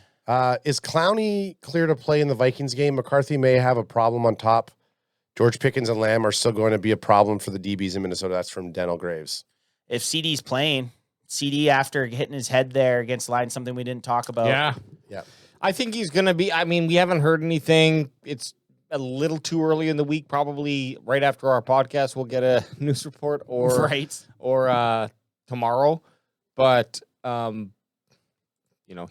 it looked bad. It did. Yeah. I'll say that. But Whenever you're throwing up gang signs, not meaning to, it's not a good. It's was not definitely good. knocked The out. fencing? Is that what it's called? Fencing? Yeah, fencing. Why is it called fencing? I don't know. Because But- they're trying to defend themselves? I don't know. Yeah, maybe. I don't know. guess. But that's what it's called. When he go down like that and his hand went up, it's called fencing. Minnesota 12th. And look at this. Last 3 games is even the scarier thing. So Minnesota right now is ranked 12th. and- Sorry, I switched the last 3 here. Yeah, which even makes them better. They're what, 9th? 7th. That's scary. So they were But Minnesota's only given up 16.3 They, points. they played Washington. They played Seattle. We're actually worse Yeah. in the last 3 games than we've been All overall. season. And I felt like we were playing better, but goddamn. Anyway, sorry. Back to the big picture, guys. Yeah, back to the big. Just wanted to touch on that. Is this me now? It is Yeah, me, isn't it? It's you. And we're at Pickens and CD. So, some of the best wide receivers in the NFL will be on display Sunday night.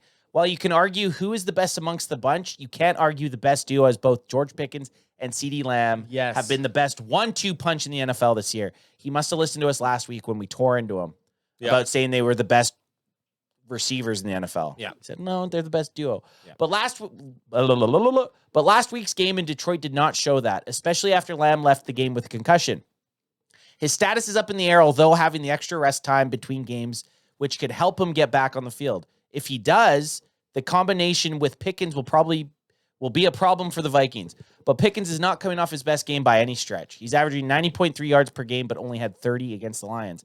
Again, if he's averaging 90 a game, we shouldn't focus on the fact that he had 30 last game. Yeah. He's had 12 other games where he's averaged 90.3 yards. Why are we focusing on the 30 that he had against the Lions? And games that CD wasn't playing, he was dominating. So I'm not worried about the 30 against the Lions. Yeah, the only player that I believe that's been like uber consistent this season has been is it JSN on As far as wide receivers? Seattle's Yeah. as far as wide receivers, like And up until last week, it was the only receiver that was ahead of George Pickens. I never expect your expectations should always be your player should play as consistent as they can. But the reality is, I never get upset if a player has a bum game like this. It's Yeah. going to happen. You're going to have a worst game of the season. Let this be it. And if you're averaging 90.3, he's had games where he's had 160. That's why it's an average. Exactly. He Yeah. could go out and have 200 yards next week. Yeah. Or this week, this Sunday night. And then again, we said this about CeeDee Lamb after his drops against the Philadelphia Eagles. The first time George Pickens goes out there and has a 50-yard catch, everybody that was complaining about George Pickens last week is going to forget about it. So mark it down. George Pickens is going to bounce back. And if CeeDee Lamb isn't in, I think he's going for 120 and 2 touchdowns. Yeah, you're Boldy. No, I got a Boldy in my head. Okay. I think we're excited about what Flanoy can do as well. Same. I'd like to see Flanoy. Is this me? It's you, buds. Right at home, question mark? As you can tell by the tone of my voice. Right at home? The Cowboy Question mark. Cough it Okay. out. Cough it out. Cough it out. The Cowboys offense has been about a touchdown better at AT&T Stadium this year than on the road. That's interesting. 7-point difference at home, which is a good thing considering they've got the next 2 in Arlington. While they're facing a Vikings team that shut out Washington last week, the Cowboys average over 32 points at home in 6 games this season. Yeah, but like, come on, Nick. Yeah. At home and then at home within 6 words We're of each gonna other. we're gonna email them. We're gonna email them as we always do. We copy his article, we paste it, and we make edits, and we highlight the edits, and we send it to him. We need you to work on this. From 25 points on the road. So 32 at home, 25 on the road. Big difference. Either way, especially if the race to 30 is on. Yeah, the race to 30 is always on, buddy. Either way, through 13 games, the Cowboys have one of the NFL's most prolific offenses and will need it to shine bright under the lights come Sunday. Now, Need that 31 points. one thing that we're definitely uber focused on wide receivers and Dak because that's a bunch of sexy, exciting play, and also it's been the conversation since last game. However, never want to leave Williams without his spotlight and what he's done for the Cowboys and the type of runner that he's been. Not saying that Dowdle couldn't have done the same thing if he stayed on this team, but we're talking about the guy who's on our team, and he's showing up every game. 80-yard average or whatever it might be that he has. Already broke the 1,000-yard mark with 4 games to go. Exactly. So he's going to be somewhere between 1,300 and 1,500 yards. Yeah. That's pretty good with 10 touchdowns. 13. Okay, if at the start of the year we were, and I know we're getting off track again, but you bring up a good point. I know at the start of the year we weren't sold on Javonte Williams, but if you told me, not even talking about Javonte Williams, just saying running back, if you get 1,400 yards and 12 touchdowns from your running back from one guy, how successful was that guy? And he's on pace to hit that. That's a great running back. So that's a nice stat line for a team that has the wide receiving guys that they have. And a guy who no one else really believed in. The No one Cowboys- wanted. Cowboys took a fucking shot on, and hey, I want them to bring him. Now I want them to bring him back. Defensive help, ? The Cowboys are hopeful cornerback Trevon Diggs can make it back to the field after missing the last 7 games due to both a knee injury and a rando concussion. girlfriend smacked him on the head with a frying pan. Diggs has spent the last Allegedly. Diggs has spent the last 5 weeks on a mystery IR, but since has had his 21-day practice window open, he doesn't have to be removed from the list this week, but is eligible to play assuming the Cowboys create a roster spot for him. Also, defensive end Jadeveon Clowney missed last week's game after recording his first 2-sack game of the season the previous week against the Chiefs, which we missed Jadeveon Clowney in that role against the Chiefs, against the Lions. Would have been nice to have him. Definitely would have been nice to have Jadeveon Clowney. All the pieces. The reality is, I don't know that we have a outside of Q, but he plays a really non-sexy role. Very niche. Very niche and very needed for what the Cowboys have. We've had a pretty quiet defense. We need that standout Bland when Bland had his season last year. It was last 2 year, years. right? 2 years ago. And then Diggs before that. We're not seeing that necessarily this year. And of course, Micah Parsons every year. There's no superstar on the defense. It doesn't feel like that. Because Quinnen Williams, he is an all-pro when he's there, but it's not a superstar spot. That is a quiet position. Yeah. That it's like dog offensive tackle. dog in the middle is absolutely like the could be the heart of the defense, but it's not like that star. It's not that star position. You're not the guy that everyone's talking about and showing highlights of. Yeah, but the real the football fans who are talking about football are gonna pop them up. Yeah, I would love to get a Q jersey. Yeah, and Quinn Well, Williams. hey, 92. And the It's nice for the thing next is, 2 years. Yeah, hey, look, he's here. He's Why here. not? I'm here. I'm here. Okay. So that's the top 10 stories. Thank you. But let's go on to our other, probably the most hated guy that we read, He's their lead draft writer. Eric Edholm. Don't Ultra- ask us why we hate him. It's something that We started doing this when the Cowboys weren't good, Yeah. I think, maybe. Or did we do No, it? when we've they been were doing good? this for years. Have we? And Trust us. he's always been a. He's the always Cowboys. dogged us a little bit. If they did an Eric Edholm documentary, I would be very upset if they didn't bring us on because we have We'd be the hours of counterpoints. footage analyzing If- his if- Just material. use 5 seconds of us. If AI types in Eric Edholm, it'll be the page to the NFL.com, but it'll also be us because every You week we talk also about might be looking for Yeah, you Cowboys also might be Camp looking at fan. Also known as Cuckholm. Cuckholm. I just want to say this: Ultra Cowboy said Quinnen Williams is the player you need in the middle to win a Super Bowl. Definitely. Couldn't agree more. I don't want to sound like we don't appreciate what Quinnen Williams brings to the team, but again, not hearing him is sometimes the best thing. It's like he's like an offensive guard, or offensive tackle. Like you need them, and they could be the best part of that side of the ball, but they're never going to get the flowers or the recognition. You got to dig to find And we love Q, and you've noticed it in last game since he's been here was their worst game as he's been here. Let's get a bounce back week. Yep. Okay, NFL Power Rankings week 15. Bills and Steelers surge back up the board. Eagles and Colts plummet. Well, I was right last week, and it was. Did I say 7? Was it 17 or? I think it was 17 or higher 18. than that. I thought it was like 16. I think it was 17. I right think it was now. 17. Well, we'll see. So it doesn't Well, matter. we got to do our guesses now. What's your guess? So they lost to Detroit. 17. 17. So I think that's no movement. I'm going to say it 20. He's going to kick him back up to 20. He Down. can't stand. Kick him Kick down, him to, down 20. to 20. Kick him up to 20. So And bandwagon 17, Baba right? says it was 18 Was last it week. 18? Okay. Oh, So really? I'm you saying want to go to 20. 18 now? No, I'm going with it. Okay.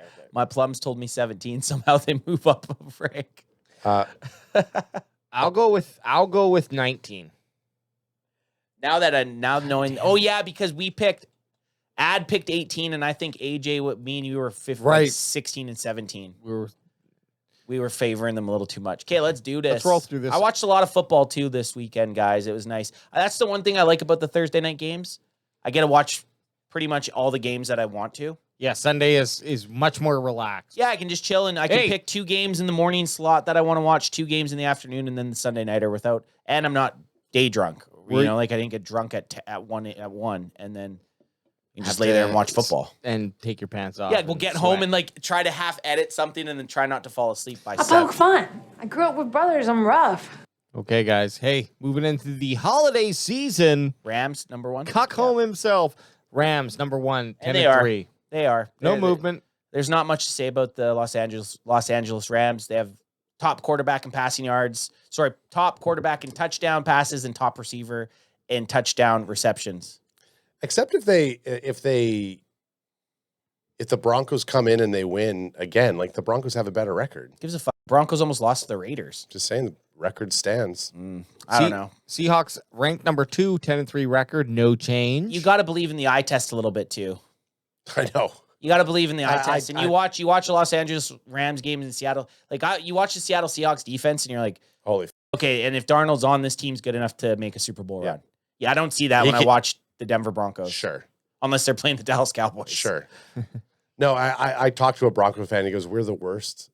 Best team? We're the worst 10 and 2 team ever. Of all time? Yeah. There they are. They're 11 and 2. Well, when I talked to them, they were 10 and 2.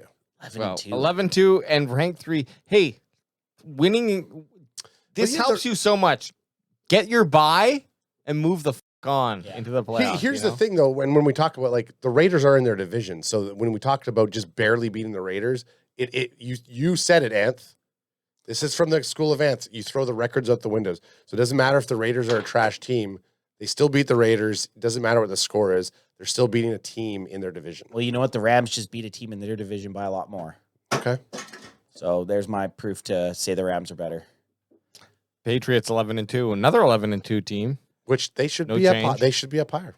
Well, at least we're seeing no change. Everyone's kind of locked in unless they lose, basically. Green Bay, top 5, same at home. Get. So this is lazy journalism. I know. Just copy and paste and ChatGPT, take all my records and just make sure shuffle them. The Bills are on a roller coaster on Ed Holmes. They're just up and down and around town, and they were having a tough game against the Bengals, and then Josh Allen his way, and guys like. This is a dude you don't want to see. This Buffalo Bills team is a team that any of these other AFC teams you talk about the Denver Broncos and you talk about the New England Patriots. This guy almost has as many. Josh Allen has almost as many postseason games as those dudes have started. If the Chiefs don't make the postseason, they're not going to. Josh Allen is laughing. Yeah, and then he's just got to go beat babyface May and Knicks Game, set, match. Does no one want to talk about Josh Allen's shark eyes? He has shark eyes. He does have crazy shark eyes. And that's widespread beady shark eyes? No, I just mean when you look into his eyes, there's nothing there. Dead eyes. He's fucking Polar Express? Yeah, like he's just cold as ice. But yeah, 9-4. They moved up 3 to the 6th rank. The Bills feel beatable, but there's always something like when you have a quarterback like Josh Allen, and you turn up that experience in the postseason, man. I know somebody at my work who she went down to the game by herself and she was at that game.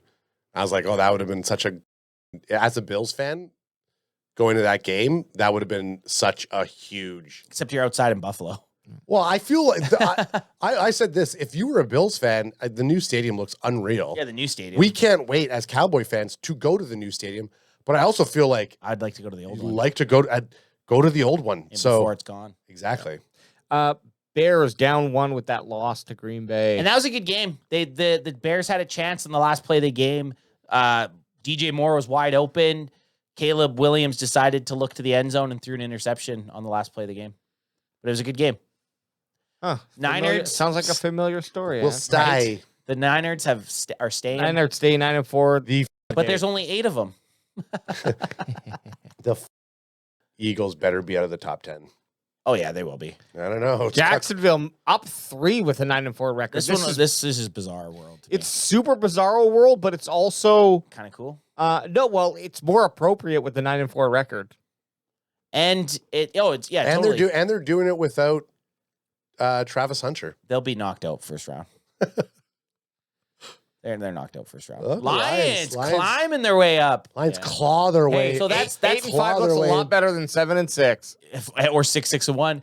And the 3 of the top 10 teams are NFC North teams. So put that in your pipe and smoke it. I don't. Is like that right? Yeah. Packers, Bears, Lions. Yeah. Lions up 1 with an 8-5 record. Crack Then in the top 10. Houston up Houston's 2, coming. 8-5. This must have just hurt Cuckholm so much to not put them in the top 10 over I know. the Lions. I know. mean, they are.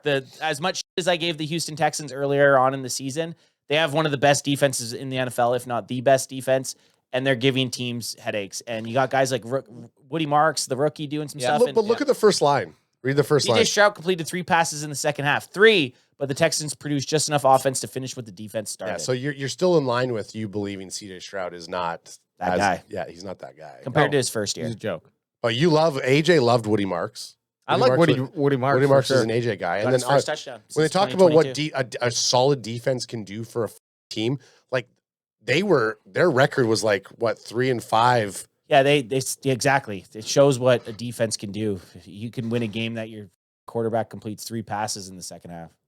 Yeah, I guess if you're gonna pick and choose, you want a strong defense and just a barely good offense. Just something that can score 14 Will it hold points. out in the playoffs? Playoffs. We'll see. Playoffs. Los Angeles Rams up 3-12. Chargers. Sorry, Los Angeles Chargers. Yeah, Rams are number 1. Chargers 9-4 record After up beating 3. the Eagles, did you see the interview with Justin Herbert? The chick was trying to give him an interview. He's like, I'm just trying to celebrate with my team. Like, can I just go celebrate with? And people are giving him flack. Yeah. I agree with them. Like, can I just go cheer quickly? We just won an overtime game, and I'll come back and do the interview. Yeah. People are like, it's part of your job. It's you're paid $210 million. You're supposed to talk to these people. I would say this. Okay, it's part of my job. I don't want to do that. Go talk to my boss and see if he's going to fire me now. Yeah, totally. Yeah. And then another funny, it's kind of bad, but it's funny. This kid, like Justin Herbert's in one of the suites, like one of the suites in the game. And there's a kid, like pretty young kid, wearing a Jalen Hurts jersey and goes up to the suite and is like, can I get an autograph? And you can just, it's not Justin Herbert, but you can hear somebody that he's with. None of that jersey. I need to see that. I need to see that. And everyone's like, that's awful. I'm like, well, man, like It's true. it's true. You're wearing an Eagles jersey. Like, Come on now. Yeah. You know. I'm fine with Hey, kids hopping between kids whatever. gotta but learn. me it's like- too, but I'm also that's a That's a fucking life lesson. Yeah. I am too, but you get what you get. Yeah, You don't get upset. Yeah, exactly. You get. You don't the get kid is upset. pretty young, but it's pretty Okay, funny. 3 Yeah, shots. 3 the Eagles. Still an 8-5 record. That's the problem. They've had a 3-game, 4-game, 3-game losing streak. They're still 8-5. You know, that's scary. That's wild. Yeah, Yep. all they got to do is we all talk about the Cowboys winning out. The Eagles have to just win their next 3 games, and our season's done. This is a little wild. A six rank jump for a 7-6 team. Yeah. Up to 14, the Pittsburgh Steelers, and It's because they beat the Ravens, Cuckholm's favorite team. Yeah. but the Ravens are. I know, but Cuckholm has his thing with the Divi- Ravens. division, and it's a division game between the two of them. It Okay, is, so yeah. maybe it boosts them into a higher percentage of a playoff appearance. Colts 15, 8-5. They're down. also spiraling right now. Wow, they dropped 8. Plus, Daniel Jones is out. Yeah, Riley Leonard's in, has a knee injury. Bring up what you want to bring up. I was going to say they're spiraling out. Yeah, they're Philip Rivers, who's 44 years old, hasn't played for 5 years. Retired. He's a grandfather. He just had his jersey retired. He has 10 children. Yeah, he just had his jersey retired as a Charger in the summertime. I mean, I'm here for it because I love Me the movie. too. I love the Same. movie The Rookie with Dennis Quaid, 45-year-old. I mean, in this situation, he never got to the major leagues, but he comes in And and it's baseball. and it's baseball. So if Philip Rivers comes in and he slangs and bangs it, I'm all for it. You know what my favorite story about that is? Daniel Jones is wearing 17. He's out for the season. Philip Rivers was always number 17. Philip Rivers asked Daniel Jones if he can have 17, and Daniel Jones is like, "Yeah, take it." Oh, fucking So he's gonna be wearing 17. Oh, that's Like, that's fucking pretty. sick. That's a pretty sick, cool side That's story dope. So yeah, the 8 for a Mercedes. dropping 8 For one of your 10 children. but dropping 8 to 15 with an 8-5 team and all that context make sense. But if you didn't tell me in it, I'd be like, why What the the hell this is team happening? drop 8? It'll be interesting if man, that'd be a feel good, a I know. fill A feel-good story. Guys, the Ravens at 16 are finally at the 50% mark. They should it's taken be- them this long. 6 How? and 7 Ravens down, drop 2 to 16. How? Ugh. What did I pick the Cowboys at? You said 17. Okay. 17. So it So you had them going up. I know. losing. Up one? What an idiot. could happen. Could happen. Let's see. I'm telling you right No. now. Tampa Bay Buccaneers stay at 17. So they weren't 17. The Bucks. Yeah, they weren't. No, Baba said they were 18. Okay. Cowboys were They were- 18. Cowboys were so 18. the Tampa Bay Buccaneers and the NFC South as a group is just an awful division there. So right now, the division leader in the NFC South is a half a game better than the Dallas Cowboys. That's the division leader. Okay. And people always call, well, that's the flaw of the let's just go to the 7 best teams, which I'll never adhere to. No. I Then, believe it. then you don't have division. Yeah, you need divisions. You got the main thing is that's the cool thing about divisions. Doesn't matter what you do anywhere else. You just have to be better than the other 3 teams in your division. I like it. So I'll always stick to that, even if you have a team that's gonna barely make the postseason because they have a shittier record than the other 6 seeds. Exactly. The wild card made a great opportunity to keep the divisions like really respectable, because then you can have 2 other teams, if they have great records, make the playoffs from the same division. Playoffs, right? I mean, technically, 3. we haven't seen it yet, but with the 7 teams now in the postseason and the 3 wildcard teams, eventually there's going to be a full division That goes. that makes the postseason. Yeah. It's eventually, it hasn't happened, but this year the NFC North was very close to having it happen. The NFC West was very close to having it happen. But you have that shows it's tough, but it will happen eventually. There'll be 4 teams from a division. Panthers and at 18. Sorry, So they they weren't. So they weren't 18. Cowboys so they must have been It 19. must have been 19. 7 and Did we- 6 Panthers at 18. We're gonna find out. Did we miss last week? Did we miss last week? No. There they are. They're the Cowboys. So they down were 3. 16. So they were 16. That's what we said. Wow. So we I- said 16. so I you was did. right. You said Adam was- 16. We just No. took Bob was I was truth right. as truth. I picked 19, and I'm right. No, but Ad said the No, Cowboys were 16 Well, last last week. week. Last week. Yeah, no. Well, you got to read it. last I week. get to read it. You get treated. I'm saying last week I was right. They were higher than 18. Hold out your hand. Just Smack hit 'em. me. Can Hit 'em. me. Ouch. On the That fingernails. actually hurt. On the fingernails. Give me the fingernails. Oh, that's That actually hurt. well, no. Oh my goodness. That's weird. Somebody hit me with a piece of plastic on my fingernail and it Or hurt. my I'm glad- cuticles. No, I'm glad to know your fingernails are as sensitive. That's as his mine. attack. Okay, hey, everyone, take notes. Okay, Adams has weak fingernails. Never. guys. Never. Cowboys ranked 19, down 3 with a 6-6-1 record. The Cowboys' 500. playoff chances are on Playoffs. life support after the loss to at Detroit, a game in which the defense reverted to old form and the offensive line couldn't protect Dak Prescott consistently enough. CeeDee Lamb also was knocked out with a concussion, and George Pickens couldn't pick up the slack, even if Ryan Flanoy did, in an eye-opening performance for the second-year pro. It will be interesting to see how much Flanoy is featured down the stretch and whether Pickens plays well enough to convince the Cowboys to make him a strong contract offer in the offseason. The boys will still have plenty to play for down the stretch, even with the postseason dreams essentially cooked. Shut the up Yeah, he just- at home. Yeah, he just has to piss us off with the 1, 2, 3, 4, 5, 6, 7 words at the end of this paragraph. 7 words at the end of the paragraph. Also just being like, look, George Pickens will have the pick of his litter Yes. Yeah. next season. So He's making bank. don't act like the Cowboys are in the winning position to be like, well, we'll sign you if we think we. It's like, Yeah. he is going to be signed by another For a team lot of money. for a lot of money. All the So- Cowboys should be doing is saying, yeah, George Pickens is a problem. He's such a head case. I think he's a Yeah, yeah. problem on this team. So no one wants to Jerry's fucking like sign him. working his magic. This is the thing with head cases. If you put up stats like he's putting up, it doesn't matter. No, I know. No. So that doesn't work. But I know. The only thing that's going to get the Cowboys a discount is if he gets 30 yards a game for the next 4 games. This and has freakouts. This- every That's game. it. This is what we're talking about, though. He hasn't had any off-field issues. Yeah, we know. Ever. And he's not a head case. It's because the media puts It's 'cause this Cuckholm- stamp on him. Guys like Cuckholm. Says he's a head case. And it's like, hey, take a receiver who fucking cares. If your receiver is not going to your quarterback and saying, throw me the fucking ball, like, what are you doing? I don't want a receiver who's like, yeah, okay, whatever. Exactly. Whatever you think. Oh, Again, guys, it was one game. here's a crazy. In Pee Wee football. The receivers are going to the quarterbacks and saying, dude, I was open. Why aren't you throwing to me? Here's a crazy stat before we go into our boldies and I scories. spat all over myself. Spitter. Dallas Cowboys lead the league in passing yards per game, 275 yards. 275.5, by the way. New England is the next up with 249.7. Cowboys are a pass-heavy team. Yep.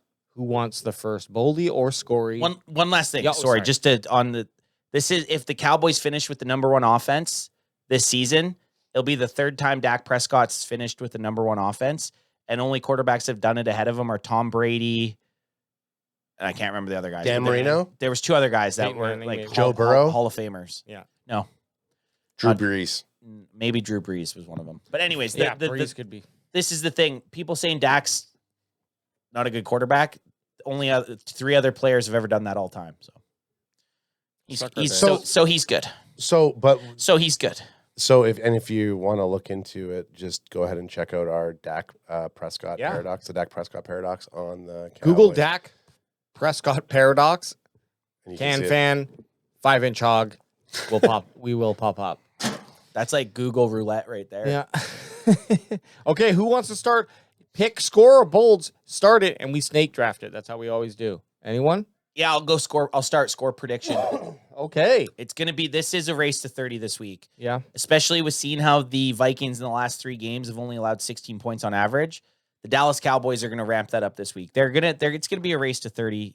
You bet your dang asses. It's going to be 34 for the Dallas Cowboys to 17. I'm saying they're besting them by 50%. So the defense is going to show up. Defense is going to show up, and maybe the defense shows up. I'm just more banking on J.J. McCarthy not showing up. So Cowboys 34, Vikings 17 for a Dallas Cowboys victory at home, keeping our playoff lives alive after the Green Bay Packers, after the Philadelphia Eagles have lost to the Raiders earlier that day. Well, I'm a little less hopeful for the defense or positive on the defense, but I do think the Cowboys win the race to 30, and I think they get exactly 30. They get 3 touchdowns and 3 kicks, and that's going to bring them to 30, and it's going to be a close game. It might not feel close, but the score will end close. 30-24 Dallas Cowboys. Which I'll take. Hell yeah. Okay, I'm going to go. I think, hey, we're all thinking the 30-plus burgers. We've kind of indoctrinated. And, I mean, the stats back that up. We got to get to 30. And the stats back up that the Cowboys' offense is good enough to get to 30. Sometimes 40. Sometimes 40. Cowboys stats also show that the Cowboys allow a lot of points. So This is true. I feel it's going to be a 37-27 game That's a good game. for the Cowboys. It's an exciting game. Okay. We know it's Cowboys. I mean, either way. Originally, I wanted to say 13 points, but when we look at the points for, points against, it's just not happening. Even 17's crazy. 17 is a bold prediction. Yeah, it almost is. Keeping them to 17 is a bold prediction. The only thing, the Vikings have went, and again, it wasn't with J.J. McCarthy starting, but they went shutout. Like, they got shut out, then they shut out a team, and now what's going to show up? But the time they got shut out, they didn't have J.J. McCarthy. All of us went over, by the way. All of us had the over because it was 47.5. Yep. We're all over. Vegas is going to stop that, though. And Vegas it's close, is gonna but stop that. But this is the thing. You can't say that unless you know what's being heavily bet. Yeah. Like, Vegas only is going to stop that. The only reason Vegas would bet the under is if 70% of the people bet the over. If 70% people bet the under, then Vegas wants the over to hit. yeah, exactly. They want the loser. Okay, so I'm going None of your to, bolds. because I'll go off because Ant said, Adam has to go first because he always says I steal his. Well, it's snake draft anyway, so you have to go I know, first. so you keyed it up. Guess what? You teed it up properly. So I'm going to go offense. I thought about doing defense, but the fact of the matter is I want to see the Dallas Cowboys true wide receiver trio actually hit the field this Sunday. So I think George Pickens, CeeDee Lamb, and Ryan Flanoy are all going to get a tud. And 2 of them are going to go for over 100 yards in reception. And Flanoy is going to be one of those 2 receivers that's going to go over 100 yards. Is that bold enough? Yeah. So all of them get a touchdown? I'll get a tug, and 2 of them are going to be over 100 yards. Which one did you say guaranteed? Flo for sure is going to be over 100 yards. Flo plus 1 over 100. Anth doesn't like it. I just say no. I think it's really bold. I think you could trim it, and it's. I ain't trimming that. I mean, all the touchdowns because watch Sunday. CD's ruled out, and Ad's Boldy's gone. Well, if CD's ruled Then you out, have No. we're allowed one adjustment before the game. If Okay. CD's ruled out before the game, I can adjust. Yeah, Okay, if I the like that. player is ruled out, then You can adjust. And my You can boldy, tweak. the tweak will be Jake Ferguson's not going to have a fumble. That's too bold. Wow, that's too bold. No, we can't allow that. We can't have that. That's too bold. Okay, well, my bold was actually going to be right up the alley. I was going to go, this was my bold, but you took it, and so I'll change it up. But I was going to go, Safety. Safety, yeah. this is the difference of how we think, Ed. I was just going to say Flo, GB3, and Lamb. 2 of those 3 will have 100 yards, and that was my bold. Oh, okay. That's not a bad one, though. It's not bad, but yours is, you took it to the next level, and I respect Just that. got to do it, dude. Very specific. Because if it hits, it It's hits nice. So much more. It hits hot. It hits hard. Might do my first bet on that, my first parlay bet. Doubt it. Probably But- won't. But now I'm thinking I want to go back to defense then. Defense. Actually, you know what? No. Special teams. Defense! Special teams. There's going to be a special teams touchdown. If this is bold enough, if I can just call out a special teams touchdown, I don't believe it's going to come from the kick return, but it always can with Turpin. But there's always the chance of a block that's picked up and rushed back.